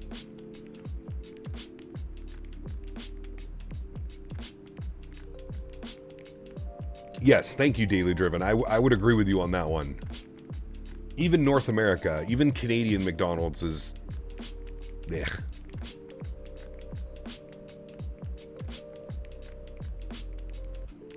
We lived in the north, the KFC and the Pizza Hut were part of the grocery store. Lots of big crunch sandwiches were had. Ooh, hairy. Hell yeah, dude. That's the best sandwich, to be honest with you. The best sandwich from KFC. Big crunch combo, baby.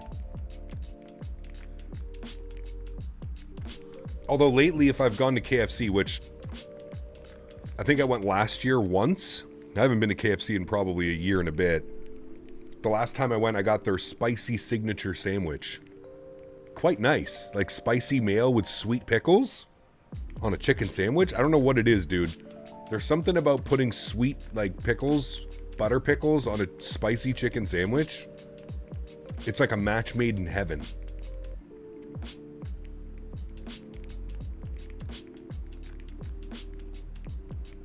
Are you an A&W fan? I mean, Canadian A&W.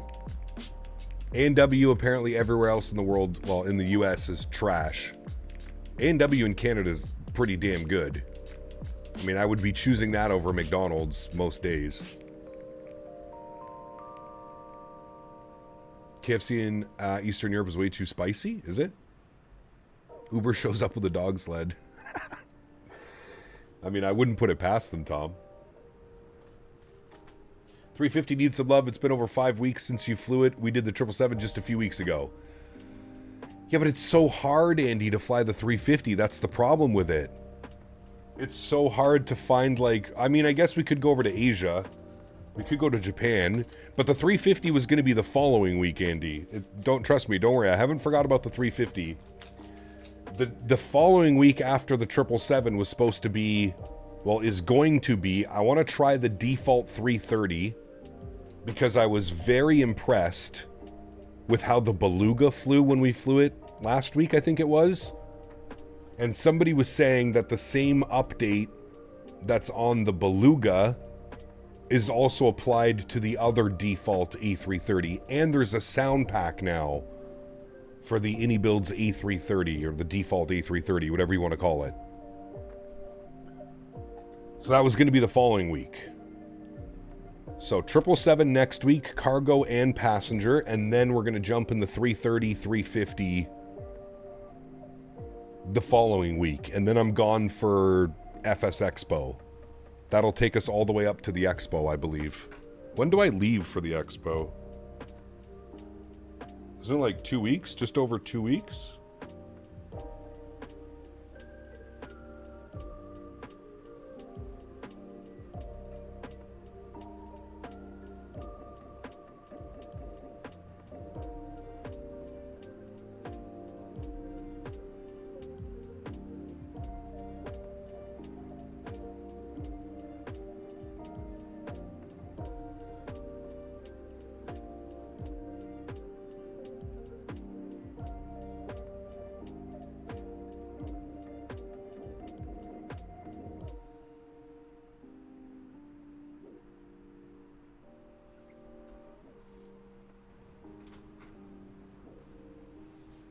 A350 Hong Kong Singapore, that was a good flight last week. How long is that one though? Don't want to get any 340s? Ah. Thing's a dinosaur, man. It's a relic. It's on its last leg. I don't know. I'm just, the 340 doesn't do it for me. The sound palette looks promising. It does. Definitely, yeah. Oh, that's right, Les. You literally arrived like a minute before me or after me, right, Les? Well, you're supposed to, but you're flying through Chicago O'Hare. You're definitely going to be delayed, sir. Ain't no way your flight from Chicago departs on time to Minneapolis. And if it does depart on time, you'll spend an hour, 20 minutes taxiing around Chicago O'Hare. Yes, 18 days, Les. That's kind of scary. 18 days we leave. My goodness. According to Google, the hottest month of the year in Iqaluit is July, with averaging a high of 53 Fahrenheit and a low of 41. That's not very warm at all. No. No, it is not.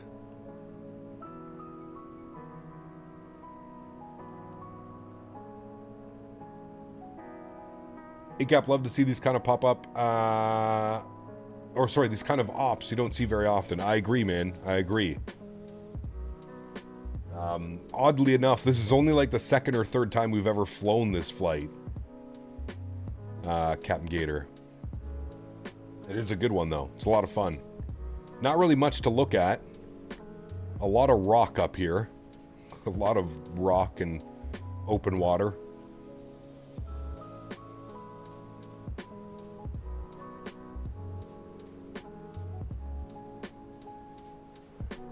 Girlfriend did a short 40-minute flight to ORD. The taxi into the gate was 25 minutes. Brother, it's... I don't even know how that airport functions, to be honest with you.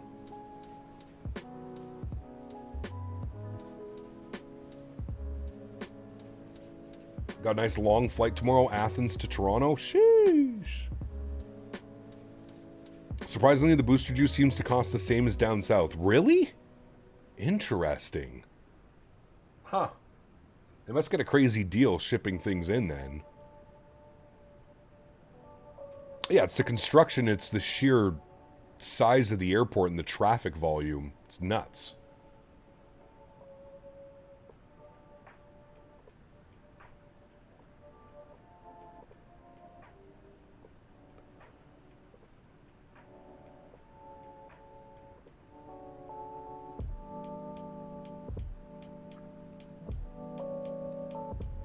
It was $10 for large, which is about right. Yeah, it is. I think it's like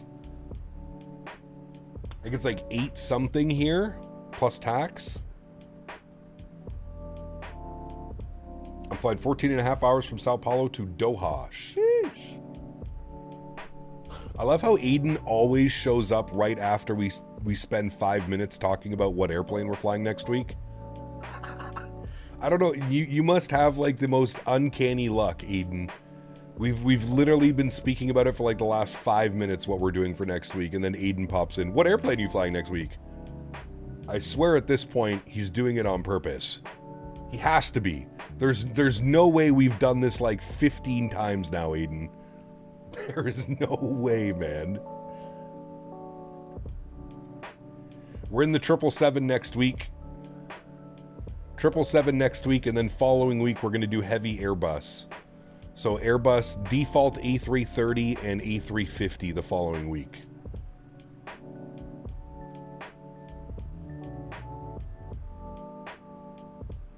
And then I leave for Expo Thursday morning. So we'll do a Wednesday afternoon stream, and I'm going to stream my flights to the Expo. So the day before I leave for the Expo, we're going to do our real world flights to the Expo. So we're going to do Ottawa, Toronto, Toronto, Minneapolis.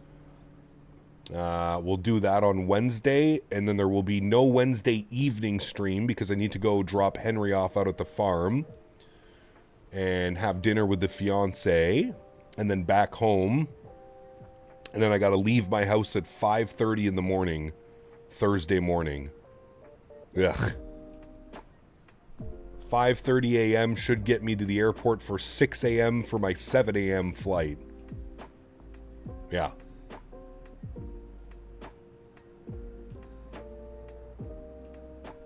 I know you're an airline guy, but the new FS Reborn Phenom 300 is a must get. I've heard a lot of good things about it, Mayday. Yeah. A dark early flight, 7 a.m. Yeah, the sun will probably be rising. Yeah, Ottawa, Toronto, Minneapolis. Yeah, and on the way home, it's Minneapolis, Montreal, Montreal, Ottawa.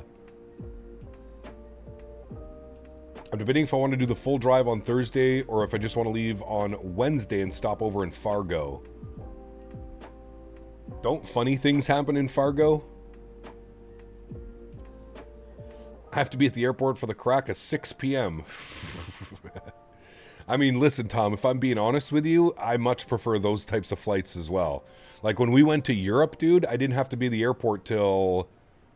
Yeah, it was like 4:30 I showed up at the airport. 4:30 for a 6 p.m. flight. Then flew into Toronto, and then I literally got a sandwich and a bag of chips with Mr. Barry, and then we boarded our airplane. An $18 croissant sandwich. Fuck. Yeah, I don't know, Beaver. How long is the single drive, Beaver? We could meet at gate 12 and wave through the glass. Yes, we can, Mr. Les. Yes, we can. We'll do that, actually. Wait, what time's your flight, Les?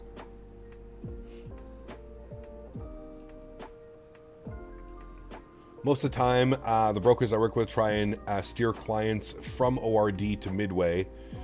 It's less time involved. ORD could be an adventure just taxiing. Correct. Yes. Wait, your flight's at 6:25 a.m.? Oh my goodness. Mine's at 7. I should be in the... No, you'll probably be boarding. Listen, Les. The last, year or two, I have fully taken advantage of this Nexus card. I would be lying to you if I said I didn't show up at the airport 30 to 45 minutes before my flight. I know sometimes I'm, times it's dangerous. But dude, there's nothing worse than sitting in those uncomfortable chairs at the airport, waiting for the anticipation to get on the airplane. I much prefer showing up, getting through security in 2 minutes because of the Nexus card, and then standing for 5 minutes and then they call boarding. That's the ideal situation. It's a 7 to 8 hour drive? I would just leave early Thursday morning, Beaver. Get some food on the way. That's what I would do, but hey, I'm just me. That's why I got the lounge, all you can eat and drink. True.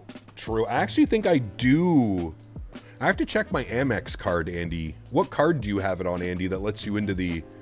I think my Amex card comes with like 5 or 7 entries into the lounges. I think. I have to check it. I know one of my cards does. It's either that one or my TD Aeroplan card. One of them gets me in to like 5 or 7 lounges a year. We had no time, Dan. As much as it would have been if we had like extra layover time, sure. But with my flight being delayed into Toronto, we almost missed the Amsterdam flight. The global entry here in SFO, no more kiosks. You walk through a line now, look up at the camera as you walk. They say your name as you walk up. Do you have anything to declare? Huh, interesting.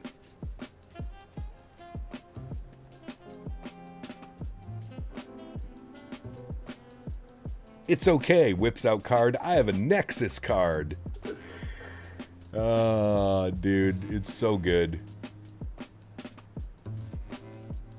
Especially those early morning flights out of Ottawa. I swear that's the only time Ottawa is busy, is those early morning flights, because everybody's going to Montreal or Toronto to catch their connecting flight to go wherever. It's the only time Ottawa is busy, is those early morning flights. So that's where having your Nexus card comes in so key. And of course, skipping all of the lines and the queues when going through US Customs in Toronto. First non-kiosk. Yeah, I feel like we're gonna be on kiosks for a while less up here. But I believe they were also moving over to that in Amsterdam when we were there less. I think in like October they're switching over to that system. I think they were saying on my boarding pass, it was saying something like that.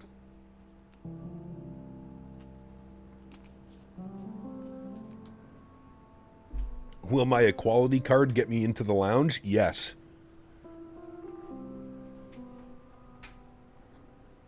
Depends on what equality you're claiming.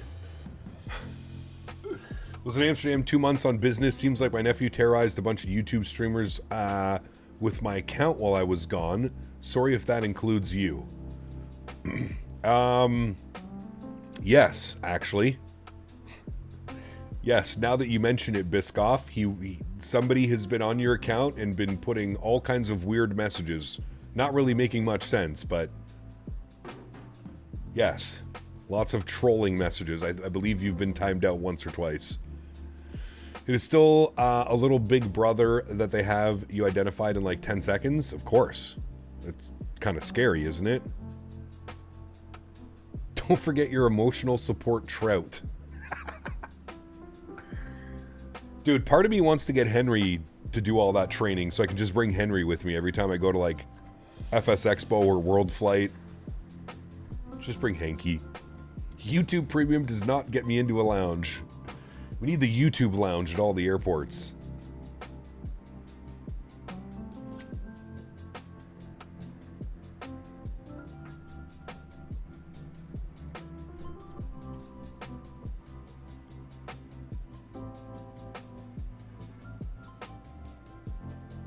Dan got pulled into second questioning less again. Every time I travel with Dan, he always gets pulled over for... Every time, dude. I walk through, I scan my Nexus card, they take my picture at the kiosk, I go and hand it to the guy, have a good day, sir. Dan goes through, immediately gets sent over. No Google Lounge here, but there are robot arm coffee machines. Jesus.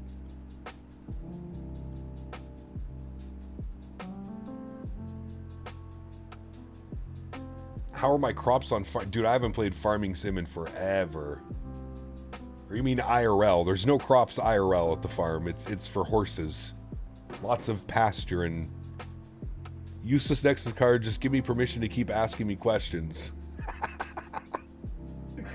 I feel bad for Dan now, man. Having your Nexus card is supposed to be like a fast track experience. Every single time I've flown with Dan, and he's used his Nexus card, he has been pulled into... The only time, Dan, that you have not is when we flew back from the expo in Vegas.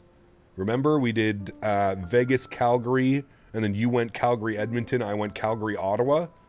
But coming home, that was the only time we didn't, you didn't get pulled into secondary that we've traveled together. I'm telling you, Dan, they're pulling you into secondary because...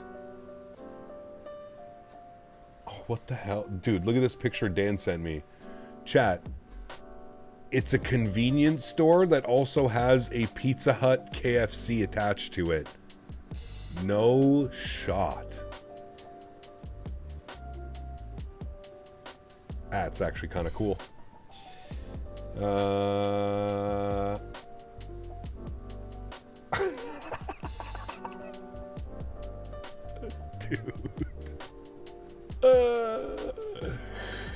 Oh, man.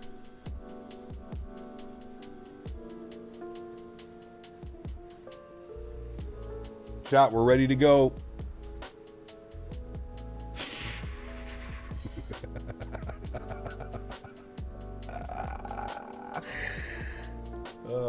Dude. It would not surprise me if I saw this in my lifetime at some point, to be honest with you. That would not surprise me one bit, man.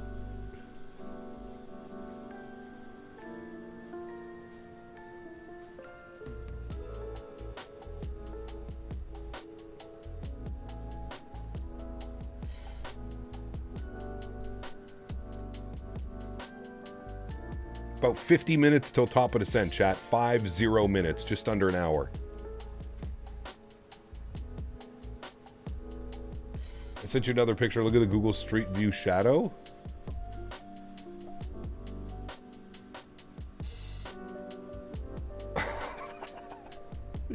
That's actually hilarious. It's just some dude walking with the camera on his back. That's too funny. Nice, dude. Well, you can't get a car up there. They even have rental cars, about $700 a day for a rental. Luke's 36 months is 3 years. Glad to support such a long time. Huge no floaties to you, Mr. Luke.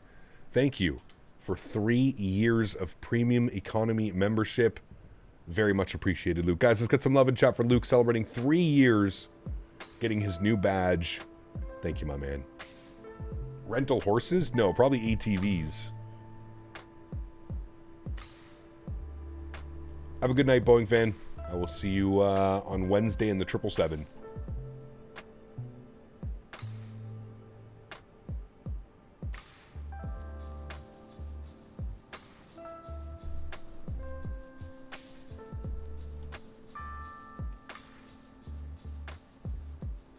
Just ordered Pizza Hut for lunch to watch the Canadian F1 Grand Prix. Yeah, I don't... Dude.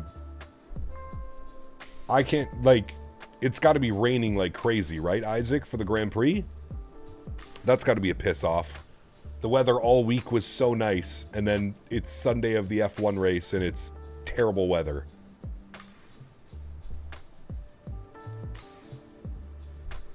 That's not surprising, Dan.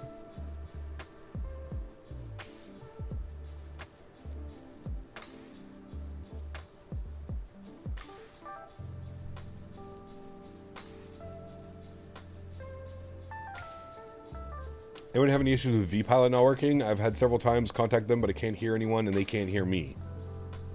Did you make sure that your settings didn't get reset, RTR? Your input and output options in the settings? Yeah, it's going to pour rain in Montreal all day today. I'm pretty sure. What time's the race start?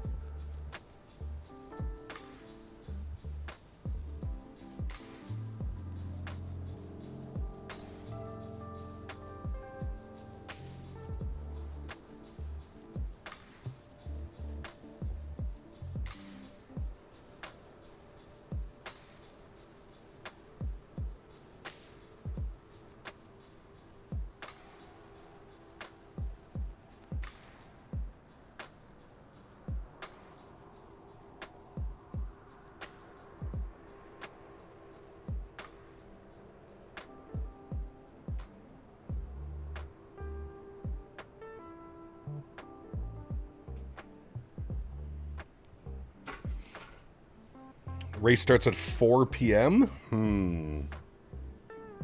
It might not be raining by then, because it's not raining here now. Actually, you know what? It might open up by 4 p.m. It actually looks like it will. The track's going to be wet, but it doesn't look like much rain at 4 p.m. for Montreal, at least. It might get a little bit of rain. How long does the F1 race usually take? 2 hours? 3 hours? 2 hours, right?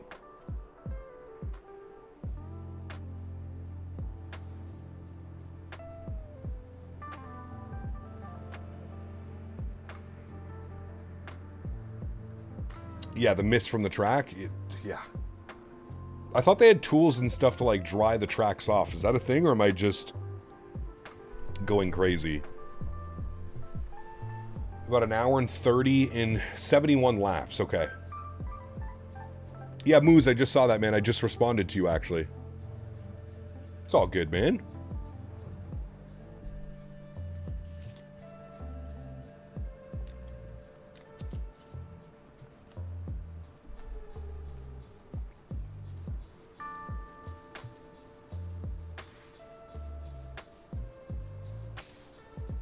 Yeah, I thought they had, like, heated tracks or, like, I don't know.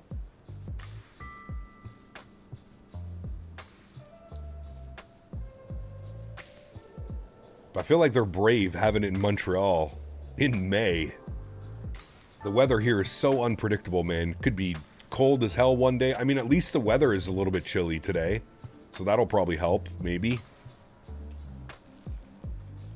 Last time I went to the race here in Brazil, it rained a lot and the race was suspended for 30 minutes. Huh. Yeah, they drive in anything though, don't they? Like the F1? They do like full rain and...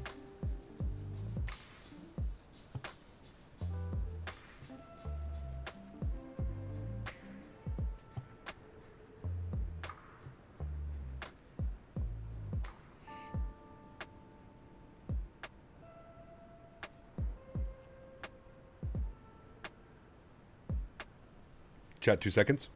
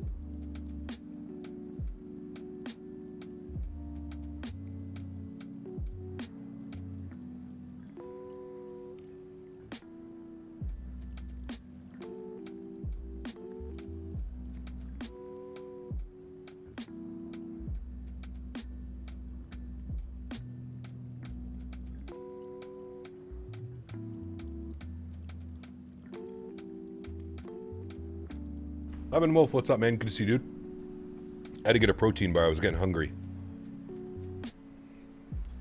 And I said hi to Henry.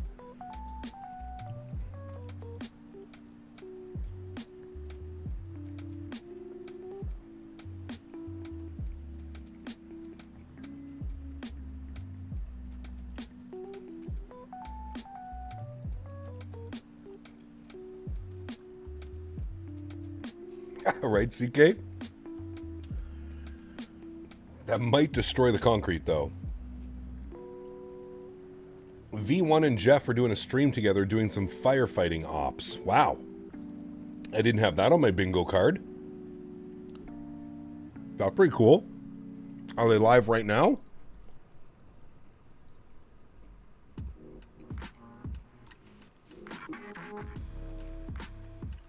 Yeah, they are live.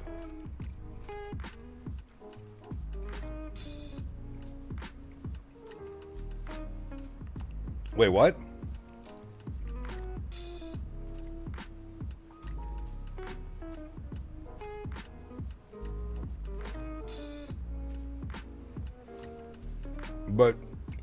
V1's in a helicopter.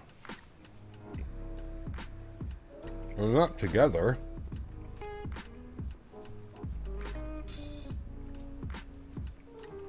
V1's in a helicopter and Jeff is in a 747. Yep. I didn't have that on my 2026 bingo card.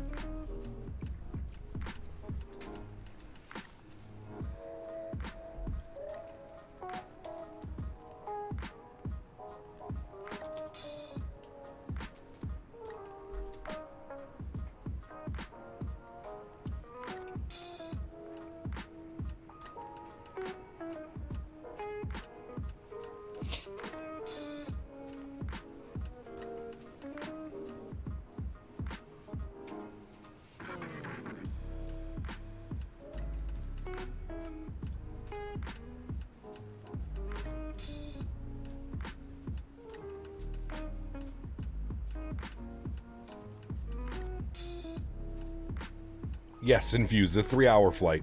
Yeah. Just the one leg today, my friend.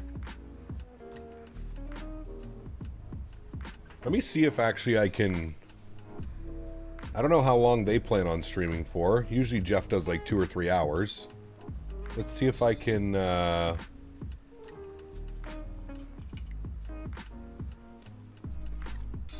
wait, what channel is he on? He's on his other channel.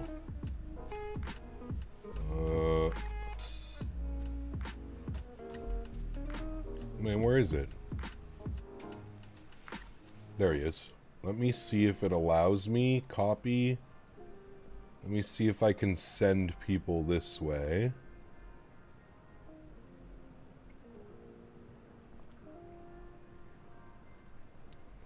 Redirect. Wait, does it let me?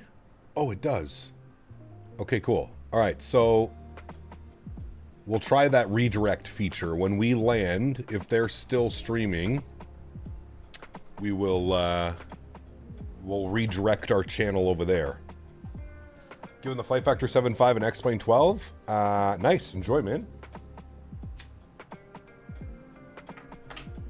Enjoy, brother. It's a solid airplane. Used to have a lot of crashing problems with that, like the sim would crash flying that airplane a lot, though. The 7.5 and the 7.6, for whatever reason, never played happy with each other. About 45 minutes till top of descent. We are looking, yeah, we're about 40. It's saying 1856 Zulu. Yeah, 40 minutes.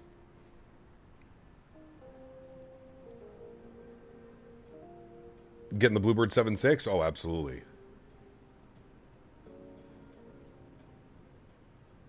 Chat, does the GFX activation code take a little bit to get sent? I bought it and I haven't gotten it yet. You check your spam folder, Dill?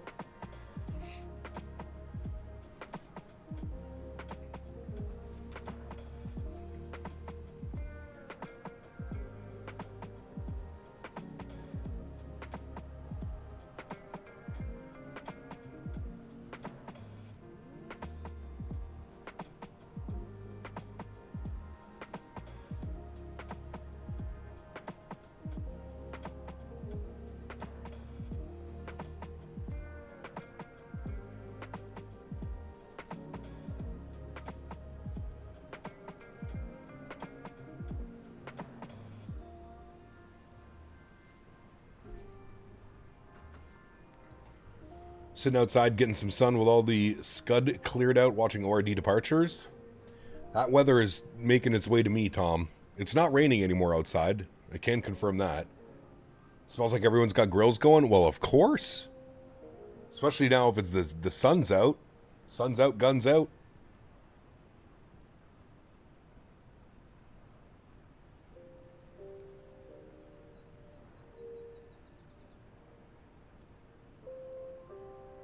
Weird, Dill. Are you in their Discord, Dill? Maybe ask them in their Discord? Takes longer than normal or something? Not like tomorrow's Memorial Day or anything. Exactly.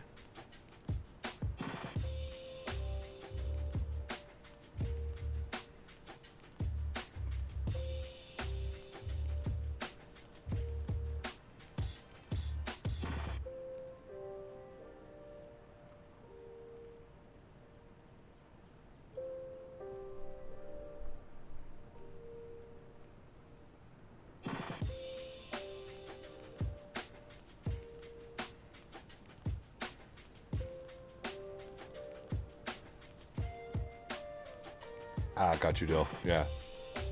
No, I haven't bought it yet, man.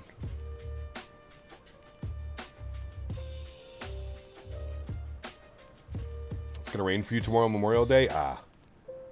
You gotta grill today, then. No excuses. Grill it up today.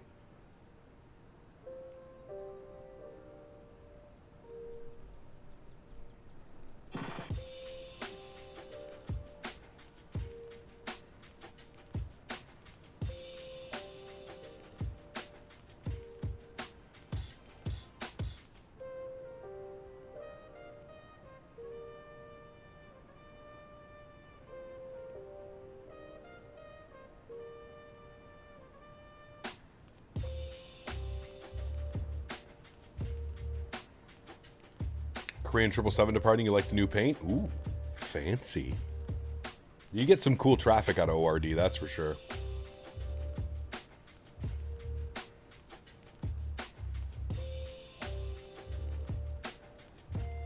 Ah, there you go, Dill.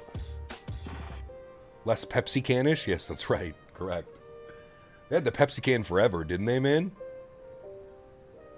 How long did they use that livery?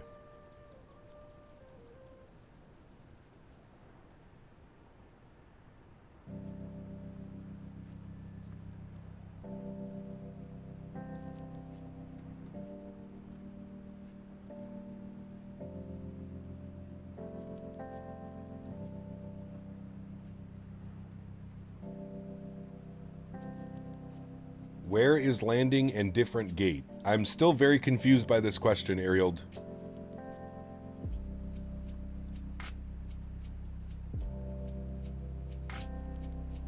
Landing is probably in 1 hour. And I don't know what gate we're going to be at yet. Whatever gate is available.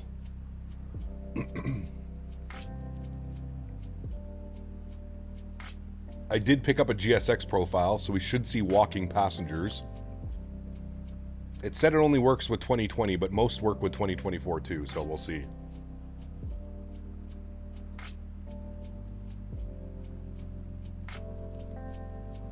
What's the weather supposed to be tomorrow? Let me see if I can grill tomorrow. I might go pick up some chicken thighs and do some jerk chicken. 22 and sunny tomorrow. Oh shit. That seems like some grilling weather.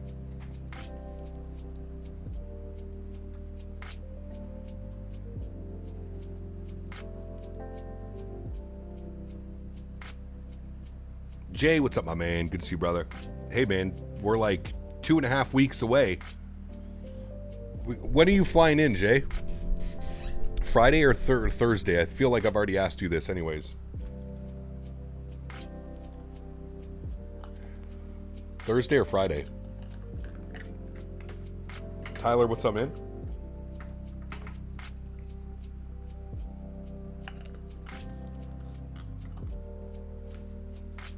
We gotta find some good food. You fly in Thursday? Perfect. My man. Alright, I'm gonna set up the FS Expo Discord this week. So make sure if you're going to the expo, you send myself or Dan a DM, and we'll get you added to the role in Discord. And then we can all coordinate what we want to eat, where we want to go, what we want to stretch on. Cap, I have a small, medium-sized grill that I haven't used. Is grilling difficult to get into? Is it a charcoal grill or a gas grill? Charcoal is a little bit more difficult.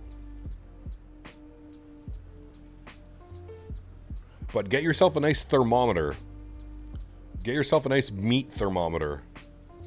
One of those instant reading ones you can get on Amazon for like 20 bucks. That will save your life. Easy to get into, hard to master. There you go.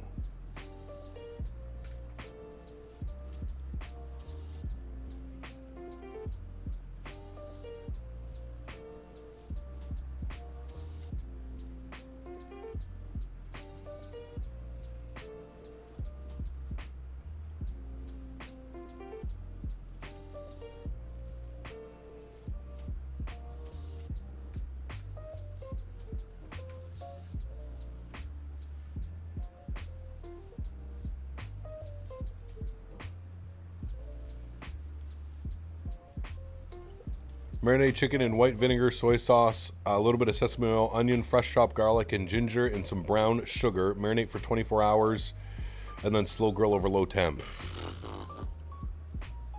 Yep. I'll take some of that, please.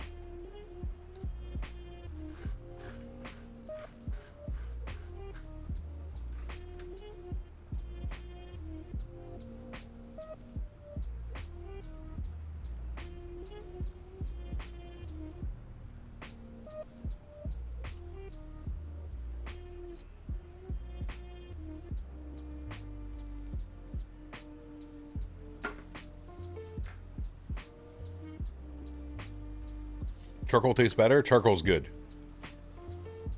Yeah, you'll get a hang of it. Like I said, get yourself a nice little thermometer. And any grilling is easy with a thermometer, if I'm being honest. Hope Expo comes West Coast next year. I want to hang out. That'd be awesome, Jake. Yeah.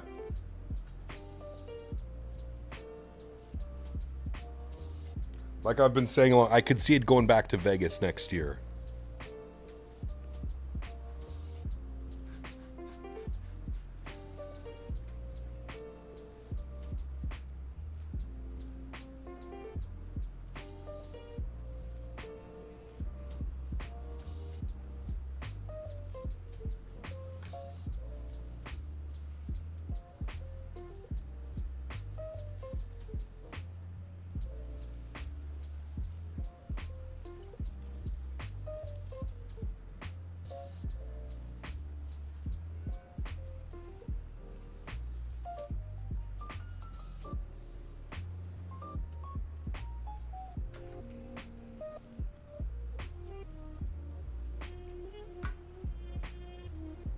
Love to see ORD. I think it's too expensive, man. I think Chicago's too expensive. San Diego as well. San Diego would be incredible. Craig, I think it would just be too expensive, man. Anything California, it's just gonna inflate the price of the expo by, fuck, probably exponentially.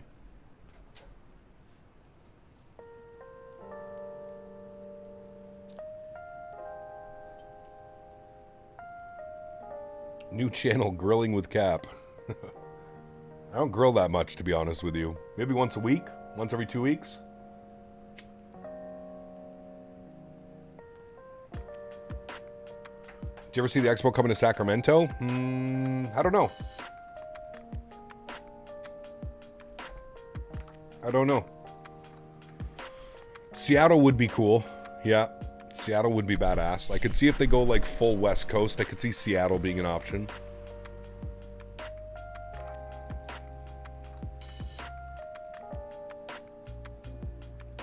We love stretchables.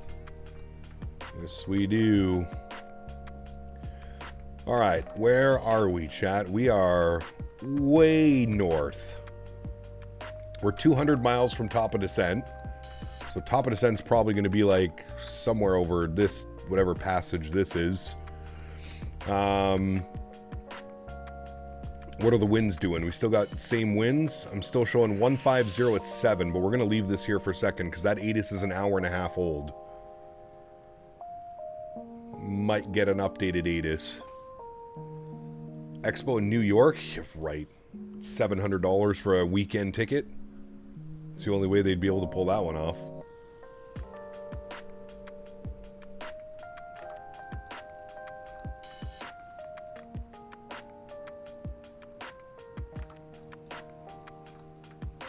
Oh, we'd have some fun, Jake. I could see Atlanta being... I could see them going back down to Orlando as well.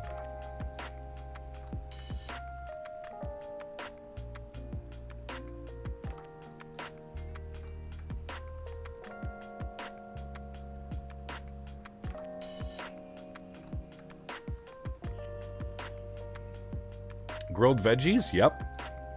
I like grilled veggies. Was it in last year in Vegas? No, it was Providence.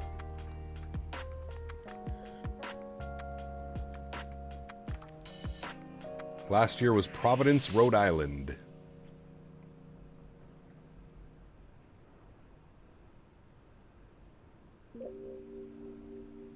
San Diego would be badass, but I just think it's too expensive, man. I just think it's too expensive to do San Diego. I feel like the only reason they did San Diego was because of during COVID. They got a really good rate for the venue and the hotels and stuff like that, and it was still expensive. But that's the only reason I think it was ever held in San Diego originally, was because it was during COVID. The other most flight I did IRL was to Murmansk, Russia. It was a fun experience being there. That's where I started watching your streams back in 2018. Damn, Isaac, that's cool, man. That is cool.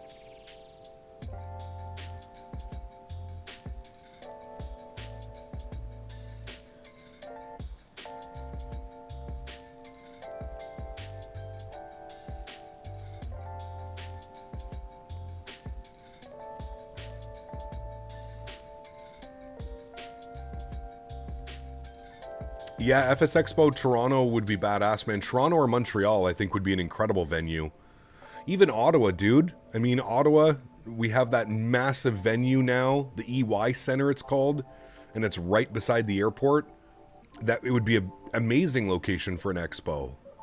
I just don't know how many people would come up to Canada. I know it's Flight Sim Expo, but I feel like you'd be surprised at how many people don't have passports and stuff to travel internationally.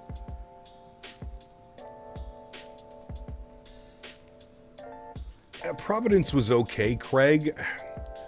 My gripe with Providence is it was very expensive and there really wasn't a lot to do. Other than the expo itself and eating food, like seafood, there wasn't really much to do. Buffalo could be a fun option. Very easy for the Canadian neighbors. Hell, I might even drive if it was in Buffalo, Andy. I know you would, probably. I'm out, need to walk to my gate, might join online if there's good internet. Sounds good, Les. Have a good flight, man.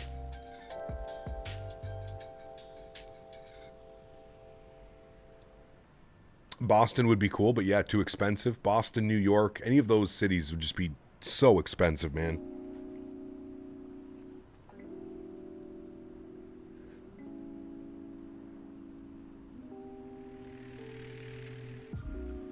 Ah, there you go, Craig. Okay, that makes sense.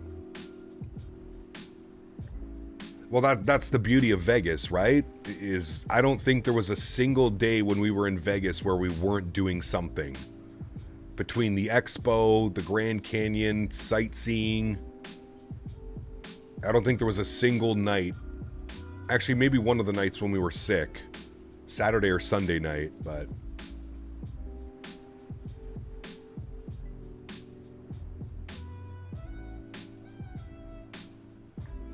Why would they choose San Diego during COVID? Good rate makes sense, but our COVID rules in Cali were so bad. Well, that's probably why as well. They were very laxed. You are correct, Jake. Coming from Canada, where you weren't even allowed to like leave your house past a certain time at night during COVID, and they had like all the interprovincial bridges and connections all shut down. Like you couldn't travel from Quebec to Ontario without being... You had to have an actual reason for traveling. You weren't just allowed to travel any longer. To then going to California, where everything's open, masks are not a requirement, a suggestion. Yeah, it was crazy, dude.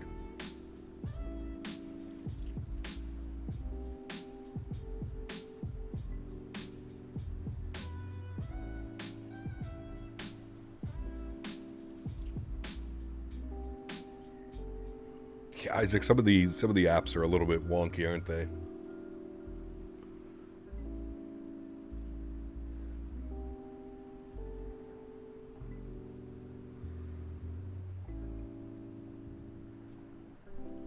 Yeah, it'd be cool to me to see like how they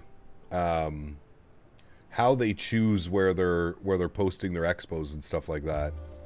That could be really cool.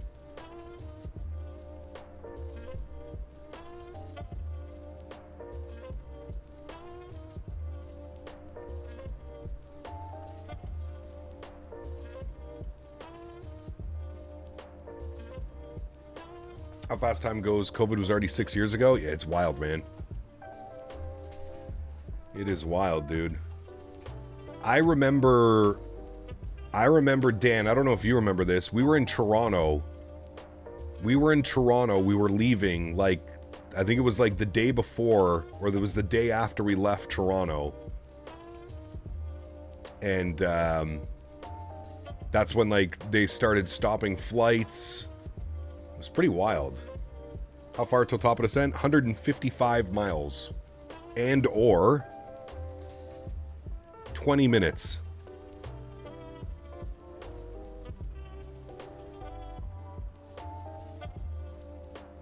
That right, P-Thibs? I'm so excited for the new season. Season 5 coming out soon.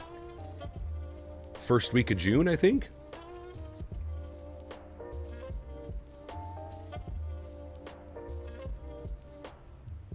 Yeah, it's true, Burner. Yeah. Could be space available at a certain date. Overall cost to be able to get into the show to turn a bit of a profit. For sure. Absolutely, Paul. Especially with how long it's been going on now. Yeah.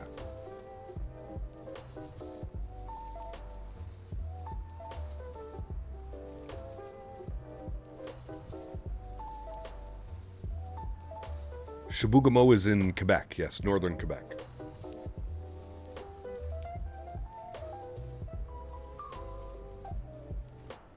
It's very peaceful flying up here, George. It's literally nothing but terrain. There's no cities, there's no nothing. If you fly by a city or you see an airport, you're like, wow. There's nothing, man. And as you can see, we're back up here into the snowy land. You think the fiance would mind if you hosted an expo at the farm? Yeah. Let me ask her real quick. See how that one goes. Logan, yes, just one flight today, man.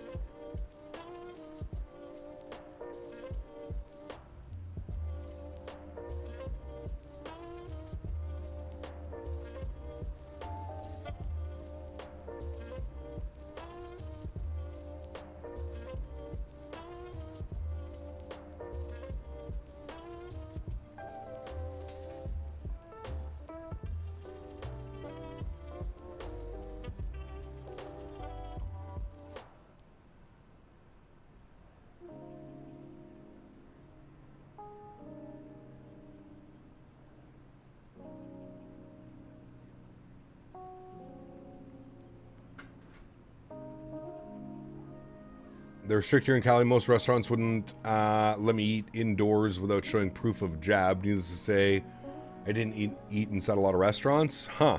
No, when I was there, dude, it was basically pandemonium. Obviously, you had to have your COVID shot to travel. So to get in from Canada to the US and then back from the US to Canada. And you had to do a COVID test. I had to drive to the airport with Thrustmaster the day before we flew out to get a test done.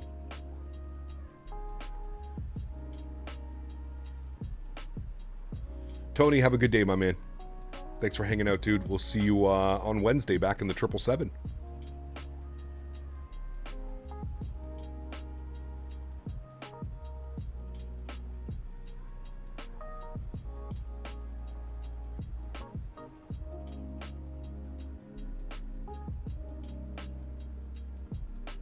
Yeah, it was brutal, Paul.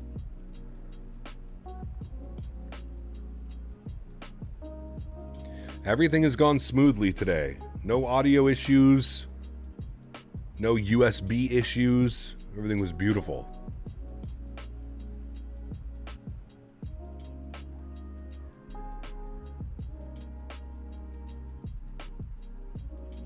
I would agree, mofo. Yeah. Yes, sir. Yesterday was a nightmare, brother. Between the power outage, the USB not working properly, the audio issues with the mixer. Fuck, dude. I'm genuinely shocked that we actually were able to finish yesterday's flights. Yup, P-Thibs. Yes, sir. It's about a school now. I may actually have to be able to watch your weekday streams. Nice. Very good, Logan. What was it that I figured out? No clue, man. Oh, yes, the USB problem was the FMC. I don't know why. The FMC was giving it. It didn't do it today. But it was the FMC that was causing the USB fault in the device manager. It was the Cockpit Master FMC. But it's not doing it anymore, so...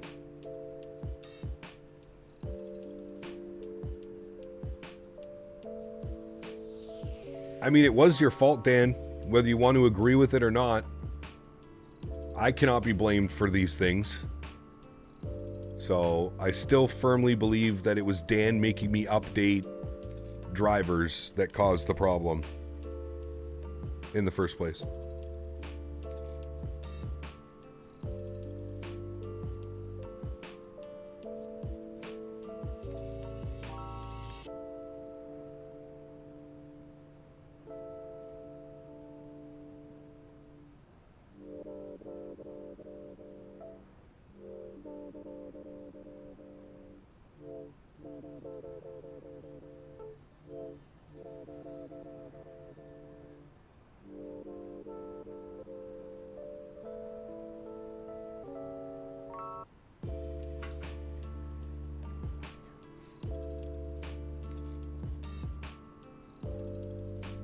We're about to, I don't know what this place is called. Whatever. We're about to be there. Whatever this is.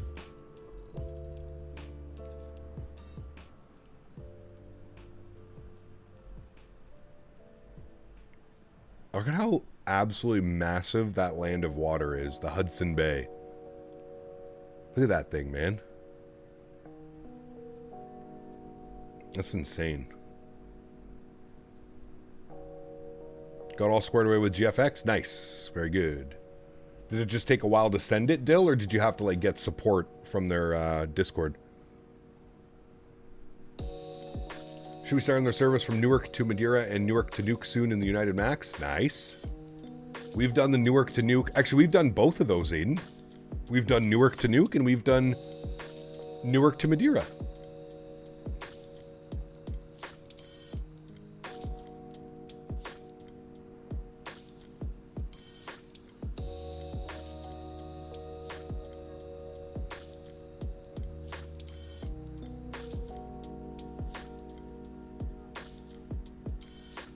Did you say land of what? Roll the tapes, Tom. I don't know. Did I say that? God knows, sir. It's Sunday. Leave me alone. It's God's day. Can't make fun of me today.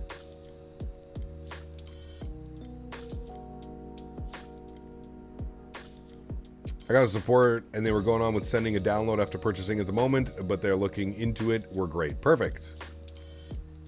Confirmed. Shabugamo when we get the Q400. When we get the Q400, we'll fly up to Shabugamo. I don't know what airline flies into there. Air Quebec?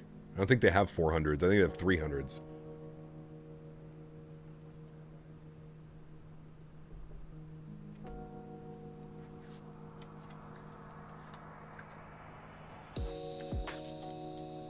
Had to rewind just to make sure I heard it right.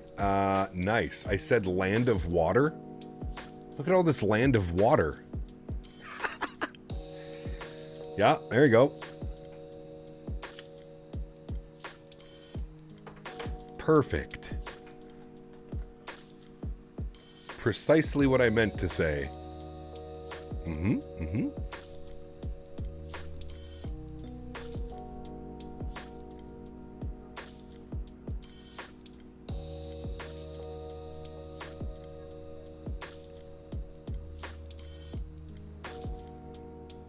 I'm reading that the ATR and the E-Jets are getting replaced by the 319 for United and American Airlines. I don't think United or American Airlines fly an ATR right now.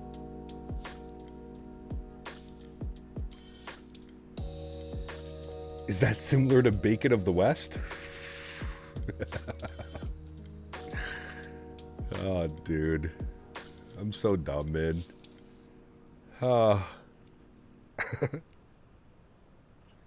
You know you're stupid when that's like the highlight of your trip. Just being in the backyard with Mopar, dude, and laughing uncontrollably until you're crying because of something stupid that you said. My flight plan block fuel says 5.2. When I use set fuel in the 737 FMC, it gives me 11.6. Sounds like your FMC is in in pounds, not kilograms. So it sounds like SimBrief is using kilograms and the airplane is using pounds. Although I thought for sure they switched over.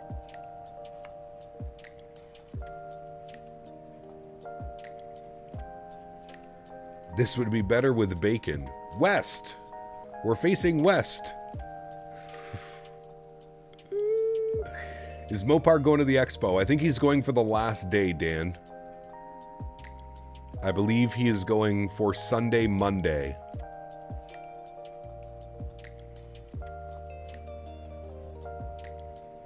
I think. But I don't know yet. I really don't know.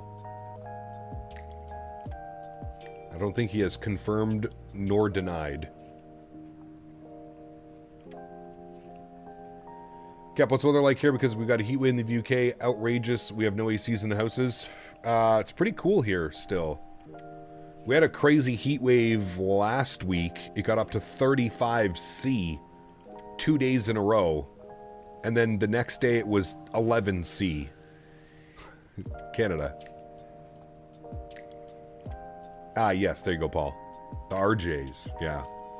I don't know if they can do that, though, Paul, because of the... There's like a whole agreement with like the pilot unions.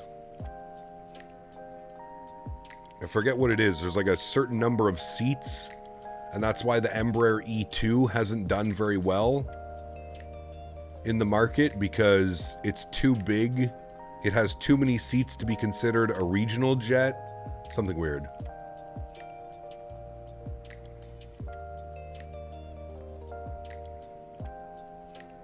I think CST is, Dan. I think CST has a 3D printer and does a lot of 3D printing and stuff.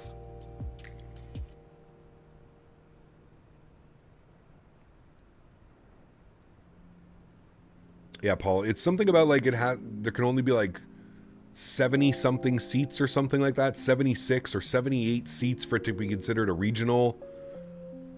It's something weird, and then I don't know, dude, there's some rule or something that applies to it. Last time I flew a CRJ, I'm pretty sure something fell off the plane while taxiing. I'm ready for them to be retired.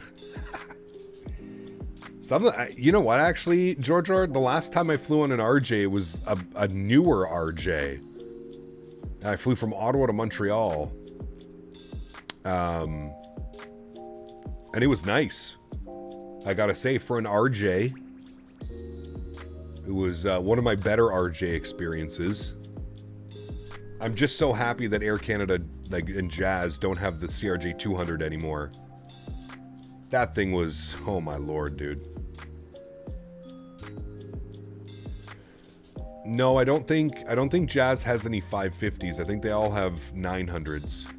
It was an RJ 900, a newer one. That's the one where the flight attendant recognized me when I walked onto the airplane. He was like, "Hi, Captain Canada," and I almost shit myself. It's like, who? How do you know? What? Who? Scared me. Thought I was getting trolled.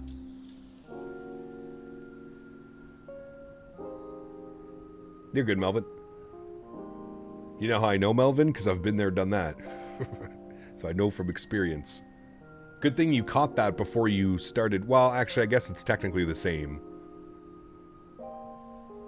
Have you heard of United's new CRJ 450? I have not, no. Yeah, for a slight moment, Shaft, I was like, wow. But he was super cool, man. He watches the streams. And that's actually how I knew that the airplane was new. He's like, "I know you don't like the RJ, but at least you're in a new one today."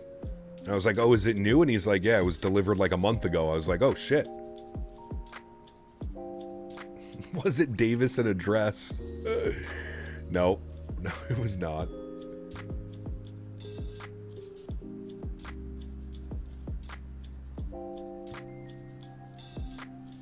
You can tell your parents you made it? Brother. I've been doing this for 10 years, Shaft. My mom still thinks I'm on the corner selling weed, I'm pretty sure.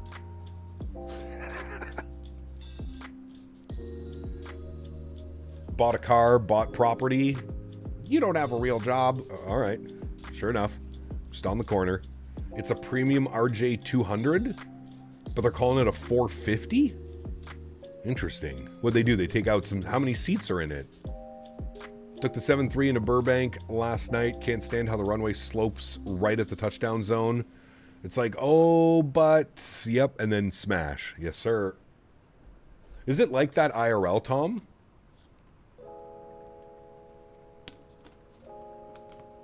Yeah, Dill. Downtown Ottawa, baby. 40 seats. Interesting. What does the RJ200 usually have?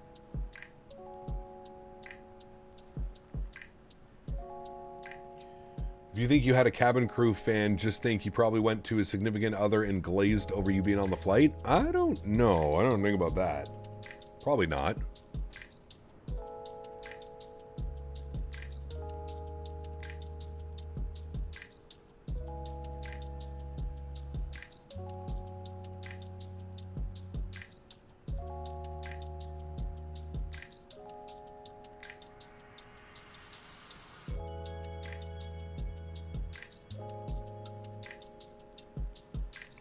All right, chat, we're 40 miles till top of descent. Is the weather updated at all?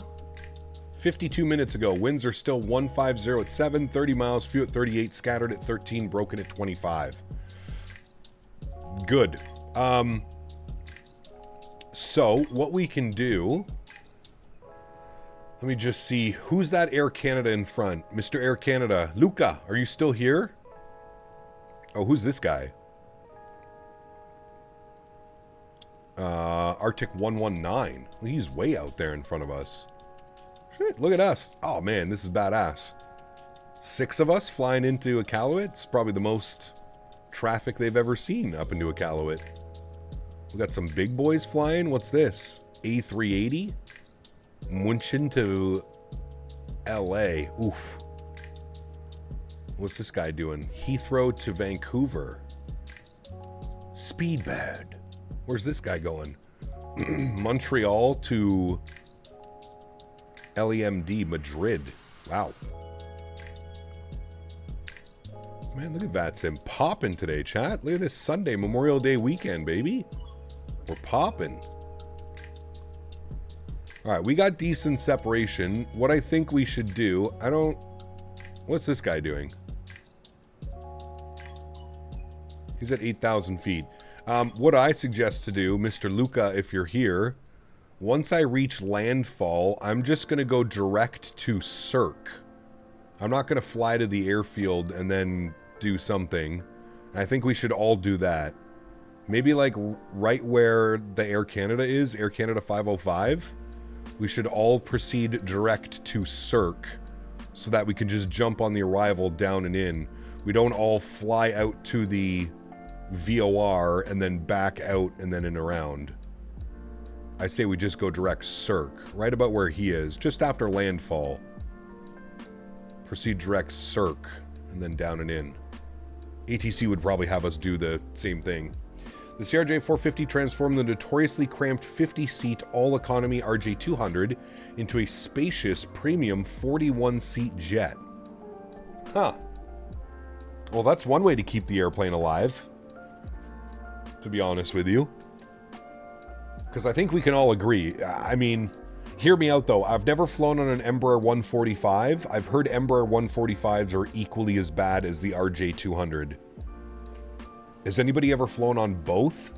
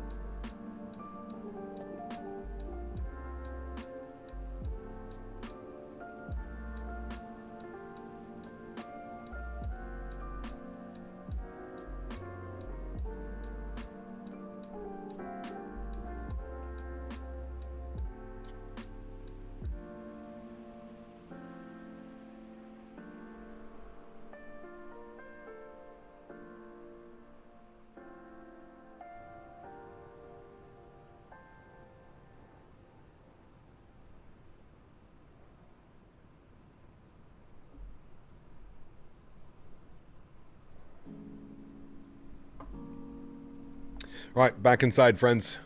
It is time. Let's get those off. Good. What do we need to be at Cirque for? 2,800 is recommended. So we'll go 2,800. I guess that's what we're going down to. We are 10 miles from descent.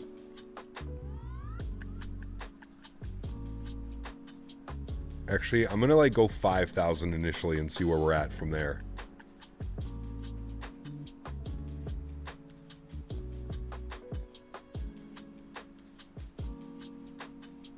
SimBrief decided to give me a cost index of 6 for my Midway to Vegas flight today. Just pretend that you saw 36. That's what I do. Oh, low cost index? Sure, let me just put a 3 or a 4 in front of that first number. Alright, let's get auto brake set, position tree. How long of a runway are we working with here today, chat? 8,600 feet. We want to roll all the way down to Charlie or Delta anyways, because then we go in this way. So, perfect. 8,600 feet is very good. Yeah, Mr. Air Canada 08 did a good job. He understood the assignment. This guy should be down. He's at 3,800 feet. He should be making a left downwind, so should have no conflicts. We're actually looking pretty good. In my descent, guys, I have 200 and... Hold on, let me do Mach 0.78 / 290. So I've got 290 on my descent. 290 knots. If the rest of you guys do like 285 or 280, it probably should be pretty good.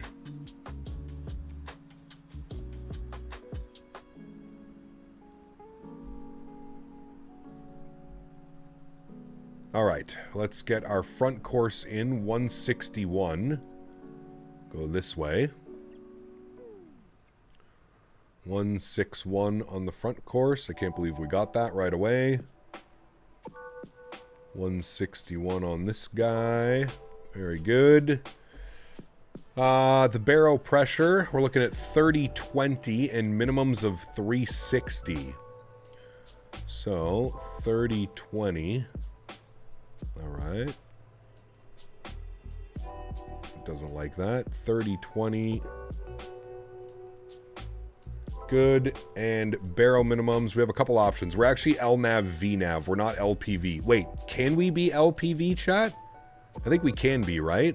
But let's just go with LNAV, VNAV. 688. 688.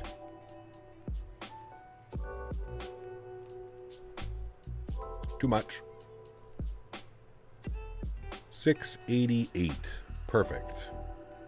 What is LPV? That's the, I think it stands localizer path or something. It's when you arm approach in the airplane and it gives you like a, instead of it being a localizer and a glide slope, it gives you a glide path, I think is what it is. I may be wrong on that, but I'm pretty sure that's what it is. You can use it for some RNAV approaches.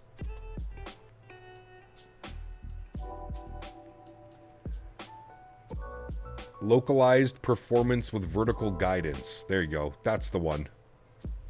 We went over this recently when we flew an RNAV approach. It's a simplified ILS. It's not yes. It's more of like a guidance thing. It's not really an ILS.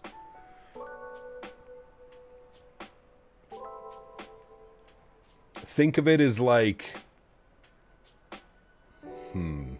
I don't know which way to think of it.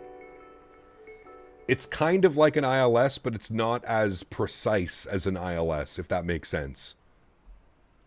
It's like, you know how like an ILS and a glide slope, like it's bang on, you know, where it wants you to be. An LPV can be a little bit more kind of random. Non-precision, exactly. Thank you, Dave. Yes. Non-precision approach.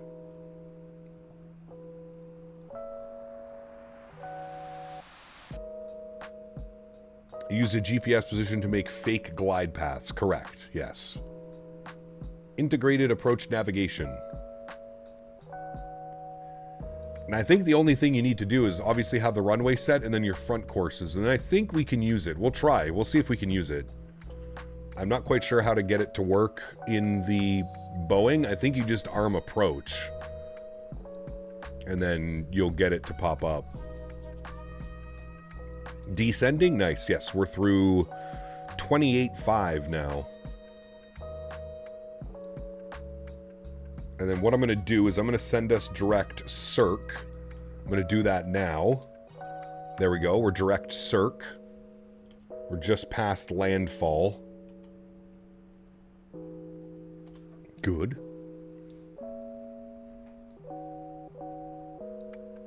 Yeah, I'm a big fan of this livery as well. I like it. I like it.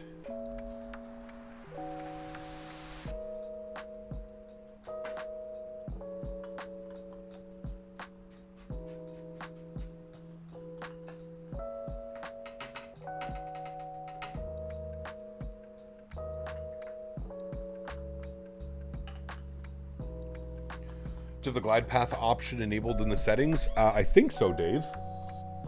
I've got it working on this airplane before. Like we've done those approaches before.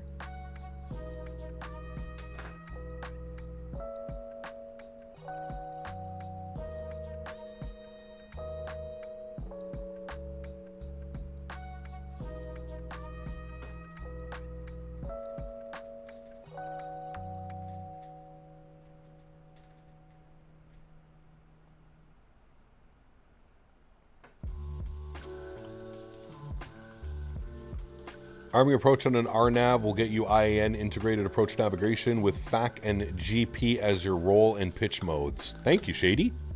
There we go. Getting some actual answers now. Very nice. Everybody is so helpful. I'm glad that you guys know much more than I do. Because then I just listen to you guys. Perfect.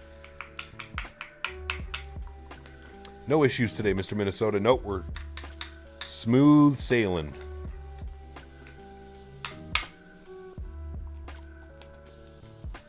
Knock on wood. It's an aircraft option and not all NGs have it. Ah, okay.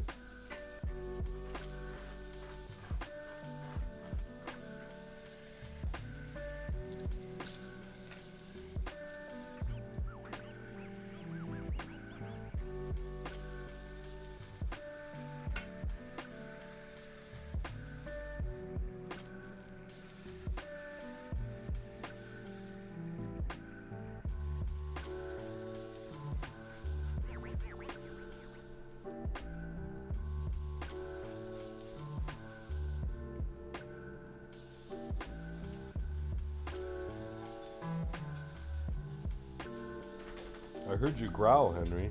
Did you guys hear my doorbell? These are my latest auto FPS settings. They're in the Discord, Craig. Hashtag views and info, sir.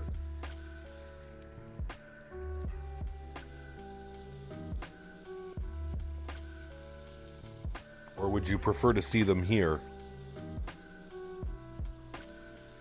Have you seen JetCard? I've seen a couple streamers using it recently, yeah. I don't know, not really my thing. I don't really fly corporate stuff. I don't really fly biz jets. Maybe if I get into some biz jets, it could be fun.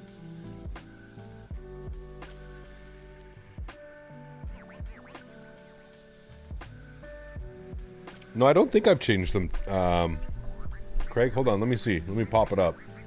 That's what it's currently at. I don't know if that should be the same in the Discord, right?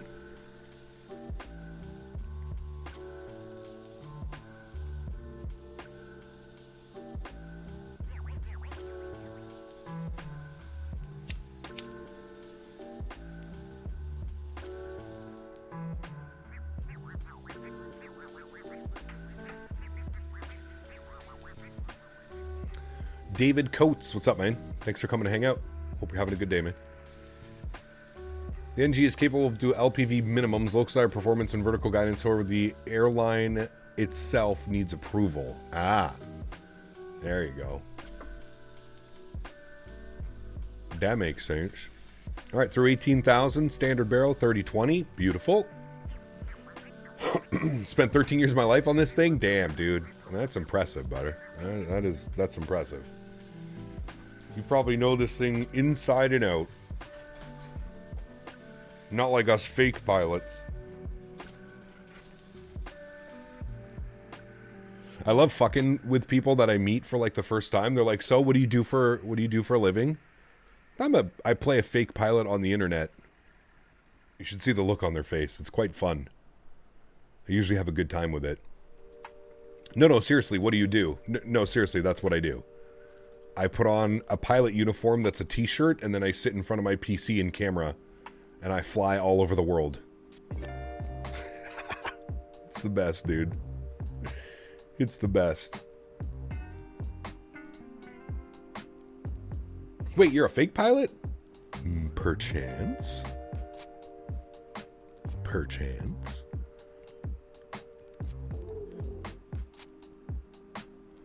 Ooh, we are way high above the profile chat. We got to get some speed brakes out.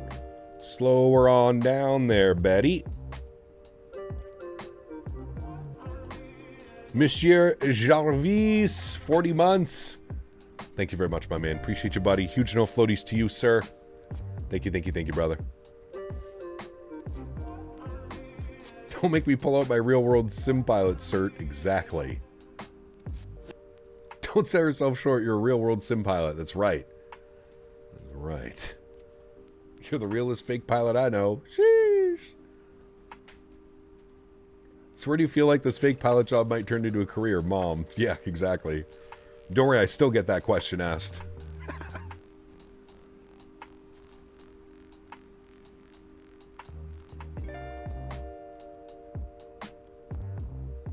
You fly better than I do, my landings don't come out as nice. Wow, we're on the sim. Trust me, brother. You put me in the real world, I guarantee you these landings don't look nearly as nice as they do in the sim. I'm just fortunate enough that I'm sponsored by a company, so I get to use the same yoke, the same joystick, day in, day out. Honestly, with Flight Sim, I feel like half of it is just muscle memory. And I'm sure it's like that in real life as well. But it's okay, you can just replay. Exactly. Hold on, let me try that again. What do you tell the CRA you do? Self-employed sim pilot? Just self-employed. Self-employed YouTube. They don't need to know that I'm a virtual pilot. I'm sure they can look into it if they wanted to. How long have you admired aviation? Probably ever since I was a kid, man. My grandfather used to be huge into flight simming. And as long as I can remember, man, 5, 6, 7, 8 years old, used to go over to Grandpa's house. He was a huge techie. He used to love building computers and messing around with computers. And I would go over to his house. I had a great relationship with my grandparents when I was younger. And would go over to his house for hours, man. We would sit there and he would let me fly around on the little Logitech 3D Extreme Pro, or the little Logitech gamepad. That's actually where it started, the Logitech gamepad, the little controller thing. No, I was well before then. The first sim I ever spent my own money on was X-Plane 9, yes. That's when I was in university, in my early 20s. I bought X-Plane 9, and then I think like 2 or 3 months later, X-Plane 10 came out, and then I got X-Plane 10. Yeah.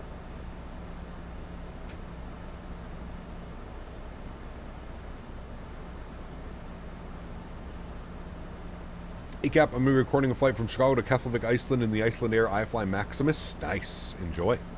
Love how it auto-corrected to Maximus. FYI, I just downloaded Long Beach and it was updated today, and the notes include added GSX profile. Yes, Steven, the developer actually reached out to me yesterday and thanked me for flying into the scenery, and also thanked me for keeping it real about the GSX profile, and they very graciously explained some of the issues that they were having with the GSX profile. But they promised me that a GSX profile would be coming out, so I told them I would fly back in the next week or two. We'll have to fly back to Long Beach with the proper GSX profile so we can really take it on in. First sim was FS2004, using the arrow keys to control the airplane on an old laptop. Sheesh. The good old days, man.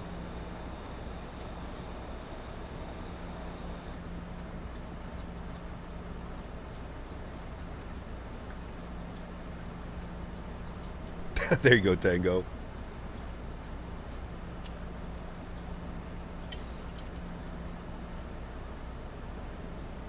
Now you're good, Steven. You're good, my man. Welcome in. What's a short route you would suggest to fly? In Canada, in the U.S.? Where do you want to fly? That's the big one. Where do you want to go flying, my man? Is there a CTAF frequency for this airport? Dot CTAF CY FB. Where are we? FB? Yeah, CYFB. There is 122.2. Look at that. 122.2. Well, a short flight, well, it depends, man. You probably want to fly somewhere where you have scenery and stuff, right?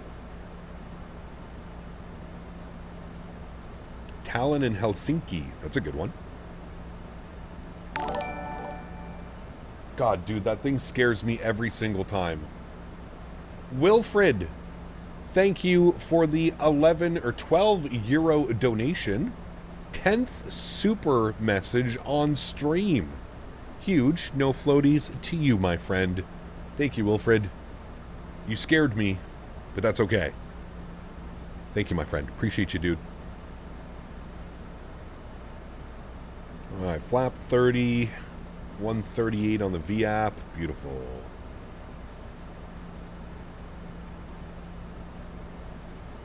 Stockholm to Copenhagen or Stockholm to Oslo. Those are good ones as well. All right, 22.2. I'm over on CTAF frequency now. I can't believe there's CTAF frequency for this airport. I'd like to remind some of you of where we are right now. We're literally in the middle of nowhere, chat. Literally in the middle of nowhere. Tom's behind us. Joe's behind him.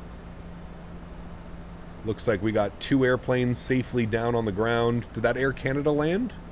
Is that Air Canada? Yeah, that's Air Canada. Okay, Air Canada's down. Very nice. Very nice.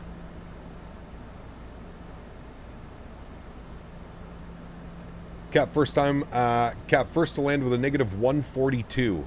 Now you're giving me some options here. All right, we got to beat. He says don't beat it, but we got to beat it. A 142. All right. I suck at flaring the 700, so we'll see how this goes. I'm literally going to fly it into the ground. All right, 210 on the speed is looking good. The airport is somewhere over yonder. We'll hopefully see it soon.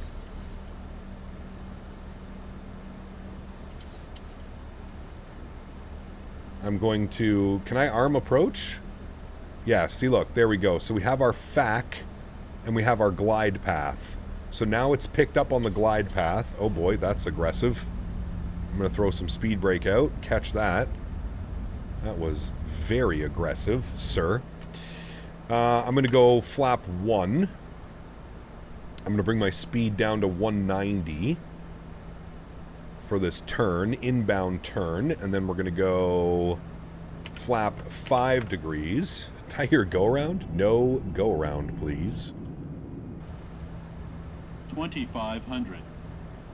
There's 2,500. We'll wait till we make our right turn. There it comes now.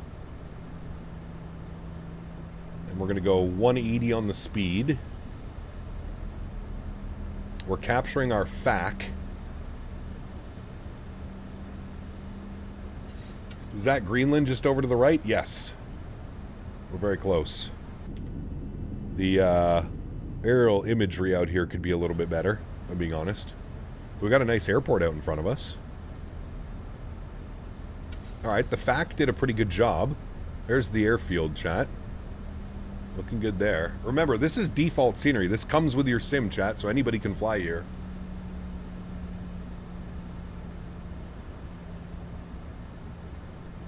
It was randomly one of the world updates. The Canadian world update, I think is what it was. All right, let's go gear down. Speed check, flaps 15 degrees. We'll roll 170 on the speed. I'm trying to keep my speed up as best as possible for the gentle people behind us. Oh, we got lots of room. Never mind. He's just getting a circ now. We're looking good.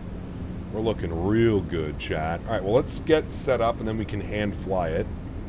Let's go 138. Let's go speed check, flaps 25 degrees. Right on that line of speed in this thing. We'll get those lights on. The rest of those lights are on. Start switches are good. Seatbelts are good. Beautiful. We're through 160 knots. We'll go speed check, flaps 30. I'll throw the control cam on. We'll get our sounds turned up again. Very good. About 1,500 feet, fully configured. I will take control of the throttles. Very good. And I will take control of the airplane. Very good. All right, now we just follow the FAC.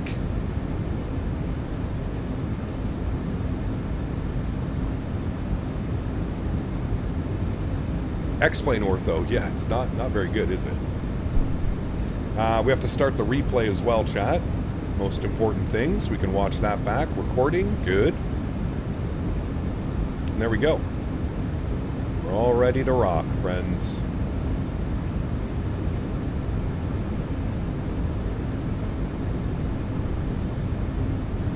Hello, traffic. Arctic 101 is on about a 5-mile final.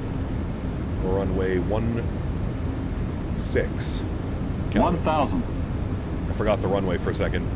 1,000 feet. Speed's good. We're right on FAC. We're right on our glide path. C'est bon. He looks good. Landing in the middle of nowhere, chat. You don't want to mess up a landing here. That would not be ideal situations.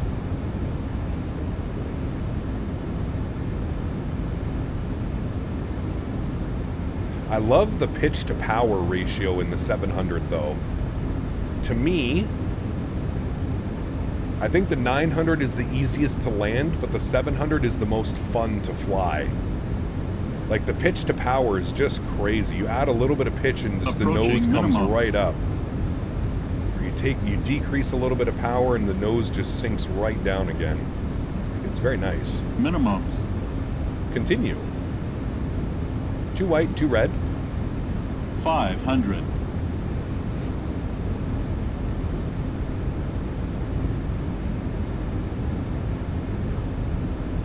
Very sporty. 400. Yes. Very sporty.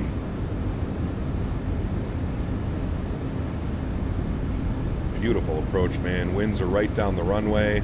300. She's looking good, chat. She's looking good. We'll go visual from here. 200. 100. 50. 30. 20. 10. You did it. Nose down gently. Reversers are out. Oh my, wobbly runway. Decelerating. It was Dan Barry too. Of course it was. Thanks for that, Dan. Very kind of you. Appreciate that, Mr. Barry. 70 knots, reversers, idle. We'll kick off the auto brake. We'll roll this out to our next left on the exits. Thank you, Dan. This guy, man. We're manual braking. Beautiful landing, chat. Very bumpy runway, though. My goodness, all over the place on that one. But we didn't beat your negative 142, whoever landed first. So there you go. You win. You win the day, my friend. Iqaluit traffic, Arctic 101, vacated runway 16. Iqaluit. All right, welcome down to Iqaluit, friends. 2 hours and 45 minutes. And you want to know something crazy? This was the original terminal in Iqaluit. That is it. That's the original terminal. They call it the Yellow Submarine. That's the original terminal with one gate, essentially. And then they built a new terminal, which is up over here, which you'll see in a second. Traffic, Why is there an Air France 777 taxiing off the runway?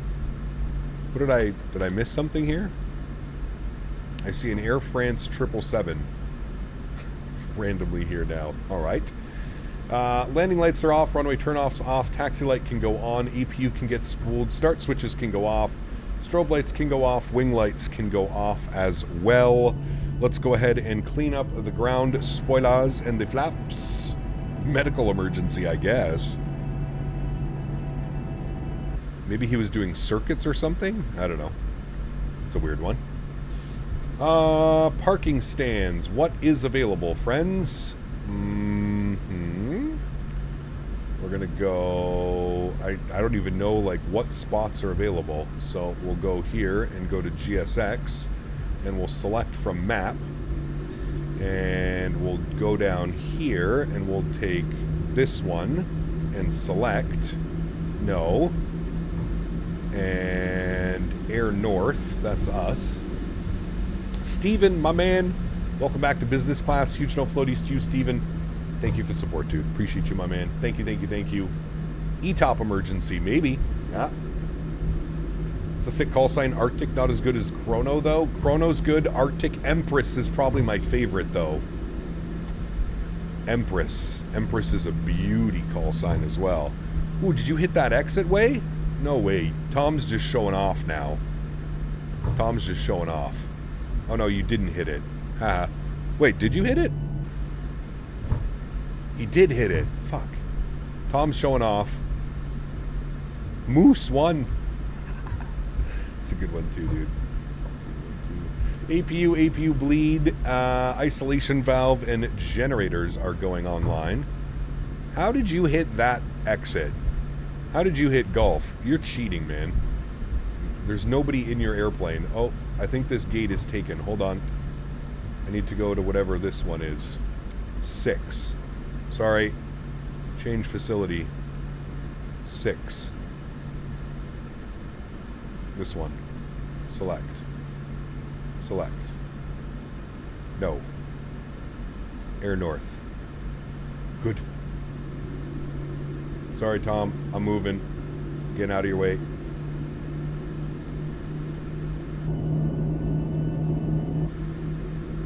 Not bad. Probably slewed? No, that's Tom. He's flying in VR. That's why he's not typing right now, because he's got his big old VR headset on. He's probably listening to us. So if you want to make fun of Tom, now's your time. He can't defend himself. He's got his VR headset on. Actually, this is perfect. Stand 6, we get right in front of the Iqaluit sign. And this is the new terminal, chat. I don't know when this one was built. This is the whole new terminal. Pretty fancy, right? Considering where we are. Don't forget where we are. Literal middle of nowhere. Krishak, good to see you, my friend. Welcome back. Hope you are well. And call it quits right there, friends. Perfect. Park brake goes on. Let's go ahead and stop the replay before we do anything else. There we go. Bleeds are on. Gens are on. Good. Engine 1 is off. Engine 2 is off. Anti-collision light can come off. Seatbelt signs can go off. Hydraulic pumps can go off. Probe heat can go off. Yaw damper can go off. Fuel pumps can go off. Very, very good, my friends. Let's go ahead and request deboarding. Very nice. Jump outside to our chase view. There's our gorgeous looking airplane. Why are my lights still on? Oh, sorry. I blinded you. Alright. There we go. Beauty. I love that they actually walk the... Wait, it's Air North that has Empress, right? I think it's Air North that's Empress call sign. Calvin has never seen so much activity like today, right? Wait, this guy hit Gulf too? Okay, we're just bad pilots, chat. I don't know how both of them just hit Gulf. We had to go all the way down to Charlie. Actually, I guess if I mashed on the brakes, we probably could have hit that. Although we did touch down probably right about here. Maybe they just touched down actually on the 1,000-footers like good pilots. Perchance. Alright. Good day of flying, my friends. I had fun. I hope you guys did as well. That was a fun day of flying. Always a pleasure getting to fly in my backyard, aka Canada. Love doing that one. I've been good, Krishank. I've been good, man. Canadian North used to be Empress. When they merged with First Air, they switched to Arctic. Oh, really? They should have kept Empress. Although Arctic is a pretty badass call sign, let's be honest. Wait, why are they showing... Oh, so this GSX profile does not work, chat. This is a 2020 GSX profile. I had a funny feeling it was going to work, but I also had a feeling it was not going to work, and it does not look like it's going to work because the bus showed up. That's okay. We'll just go right here like this. There we go, friends. There we go, amigos. Beautiful day of flying. Thank you, everybody who flew with us today. Let's look at this. There we go. We got an Air Canada. We got 3 Canadian... Hold on. Got to get everybody in here. There we go. We got 3 Canadian Norths and Air Canada. I think... Does Air Canada fly up here? I wonder if they do. Maybe they only do like once a week or something like that. Oh. Oh, okay, brother. Now y'all are just really showing off. This guy's exiting at Alpha. Brother. Come on. What are you, in a stall airplane? What is it, Air Canada 321? Or are you going for departure? No, he just landed. His spoilers are out and everything. Sheesh. My goodness. This is the hangar. I don't know how much they do, but here's the town.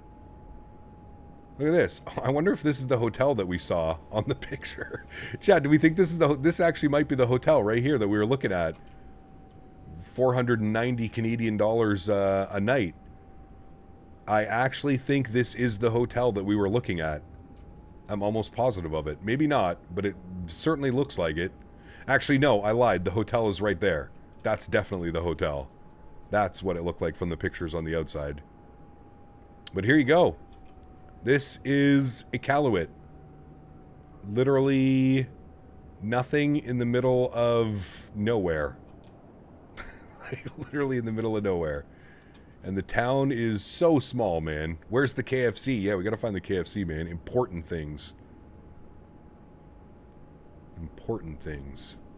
I don't think anybody... I think everybody else is in. I think everybody's here, chat. I think we all made it. What do they do for fun around here? Fishing. And watching satellite TV, I would assume.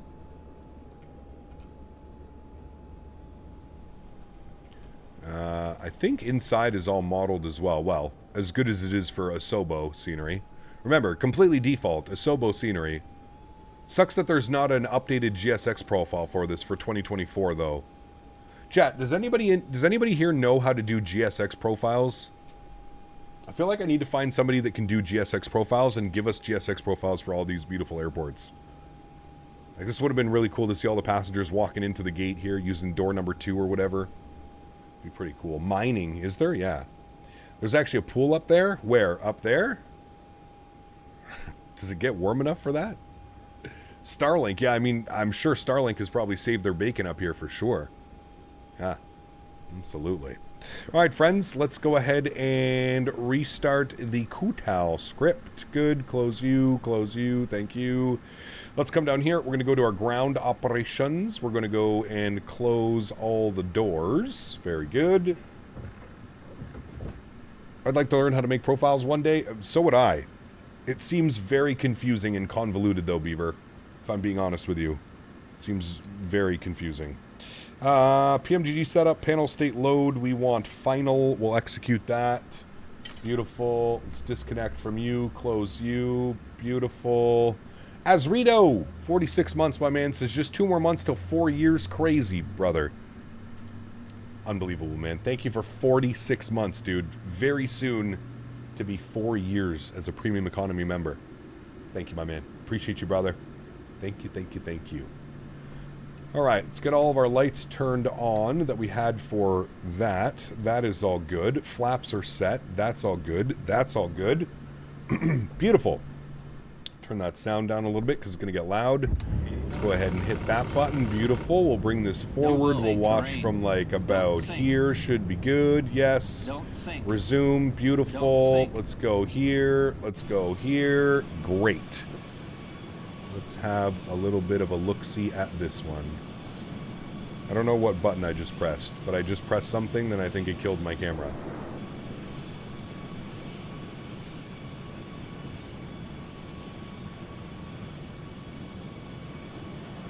I can't move my camera. I don't know what button I pressed. We're just gonna have to watch from this view. Definitely doesn't feel that long, brother. Time has just been rolling by lately, dude. Mr. Barry with a hooray. 1,000 footers. My wheels, oh. My wheels seem to have sunk through the ground on that landing.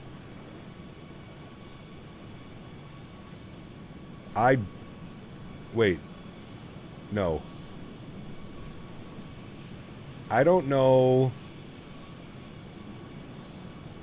what I did to the camera. Chat, does anybody know what I did with the camera? Too low, terrain. Too low, terrain. I think I found out what I did. Terrain. I was in slew mode. I would like to draw attention, please, to the landing.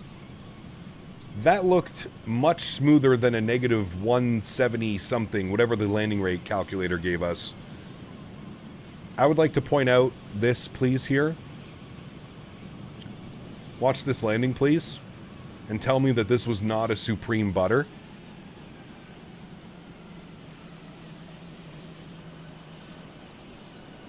Come on. Come on. That ain't no 174, whatever it's trying to spit out at me. There ain't no way that was a 174. That thing kissed the runway. Hold on. Watch it from here. That thing literally kissed the runway. Conspiracy! That's what I'm saying, man. Now, we did end up side-loading it because the stupid Microsoft wins. Love to give you a nice little swirl effect. So we definitely side-loaded on this first and then that one. And hold on, this will be the true tail. Although, if you look too, I think the aiming point, after the aiming point, it really starts to, like, do some weird stuff. You are right, CPT. It's not a 174, maybe a Never mind. 173 at best. Yeah, I was just going to say, maybe about a 173. From this angle, you can definitely see we ended up landing right in the middle between where it droops down right there. You can see it literally drooping down, and then as it comes back up, that's where we touch down. That's correct. I'm okay with 174 foot per minute. That makes sense. I feel that one. Mods, donators, and sponsors, thank you so much for the continued support of this channel. Without you guys here, this would not be possible. I say it every stream. I truly, truly do mean it. You guys are the backbone. You guys are what makes this entire thing go around. And for that, I'm incredibly thankful and really do appreciate all the support, guys. All the donations today, gifted memberships this weekend, absolutely incredible. So thank you all so much for your support. Truly do appreciate you. After yesterday's disastrous attempt at streaming, I'm glad we were able to run today off with no issues, so that feels good. Hope you guys enjoyed the week in the 737. Next week, we're going to be in the 777. And then following our week in the 777, we will be in the heavy Airbuses. So Airbus A330 and Airbus A350. So the next 2 weeks are booked, basically until we go to FS Expo. We're going to be in the 777 next week and then A330 and A350 the following week. So there's our schedule till basically I leave for the Expo. So thank you, everybody, for hanging out, watching the streams. I'm going to... Is Jeff still live? Let me see if... Okay, Jeff is still live. I'm going to redirect all of you to Jeff's live stream once this one ends. So if you just stay here, it's going to let you know that you're joining Jeff's channel. I've saved that, so it's going to send everybody over when this one ends, and I'll go see you over at Jeff's channel for about 5 or 10 minutes as I hang out after the stream. Thank you guys for everything. Appreciate y'all. I hope you guys have a wonderful weekend. For all my American friends, I hope you guys are having a great Memorial weekend and you enjoy your holiday tomorrow. And before you know it, we'll be live again on Wednesday in the 777. Probably start out the week with cargo ops on Wednesday, and then we'll transition into passenger ops for the weekend. And on Saturday, we'll plan some type of long haul. I don't know where we'll go yet, but we'll plan some type of long haul on Saturday. So for those of you guys, next Saturday coming up next week, Saturday we'll plan for a long haul in the 777. Enjoy the replays, friends. Enjoy hanging out in Jeff's chat afterwards. We'll get a nice little Captain Canada raid going on, and I will see you all on Wednesday. Happy landings, my friends. See ya.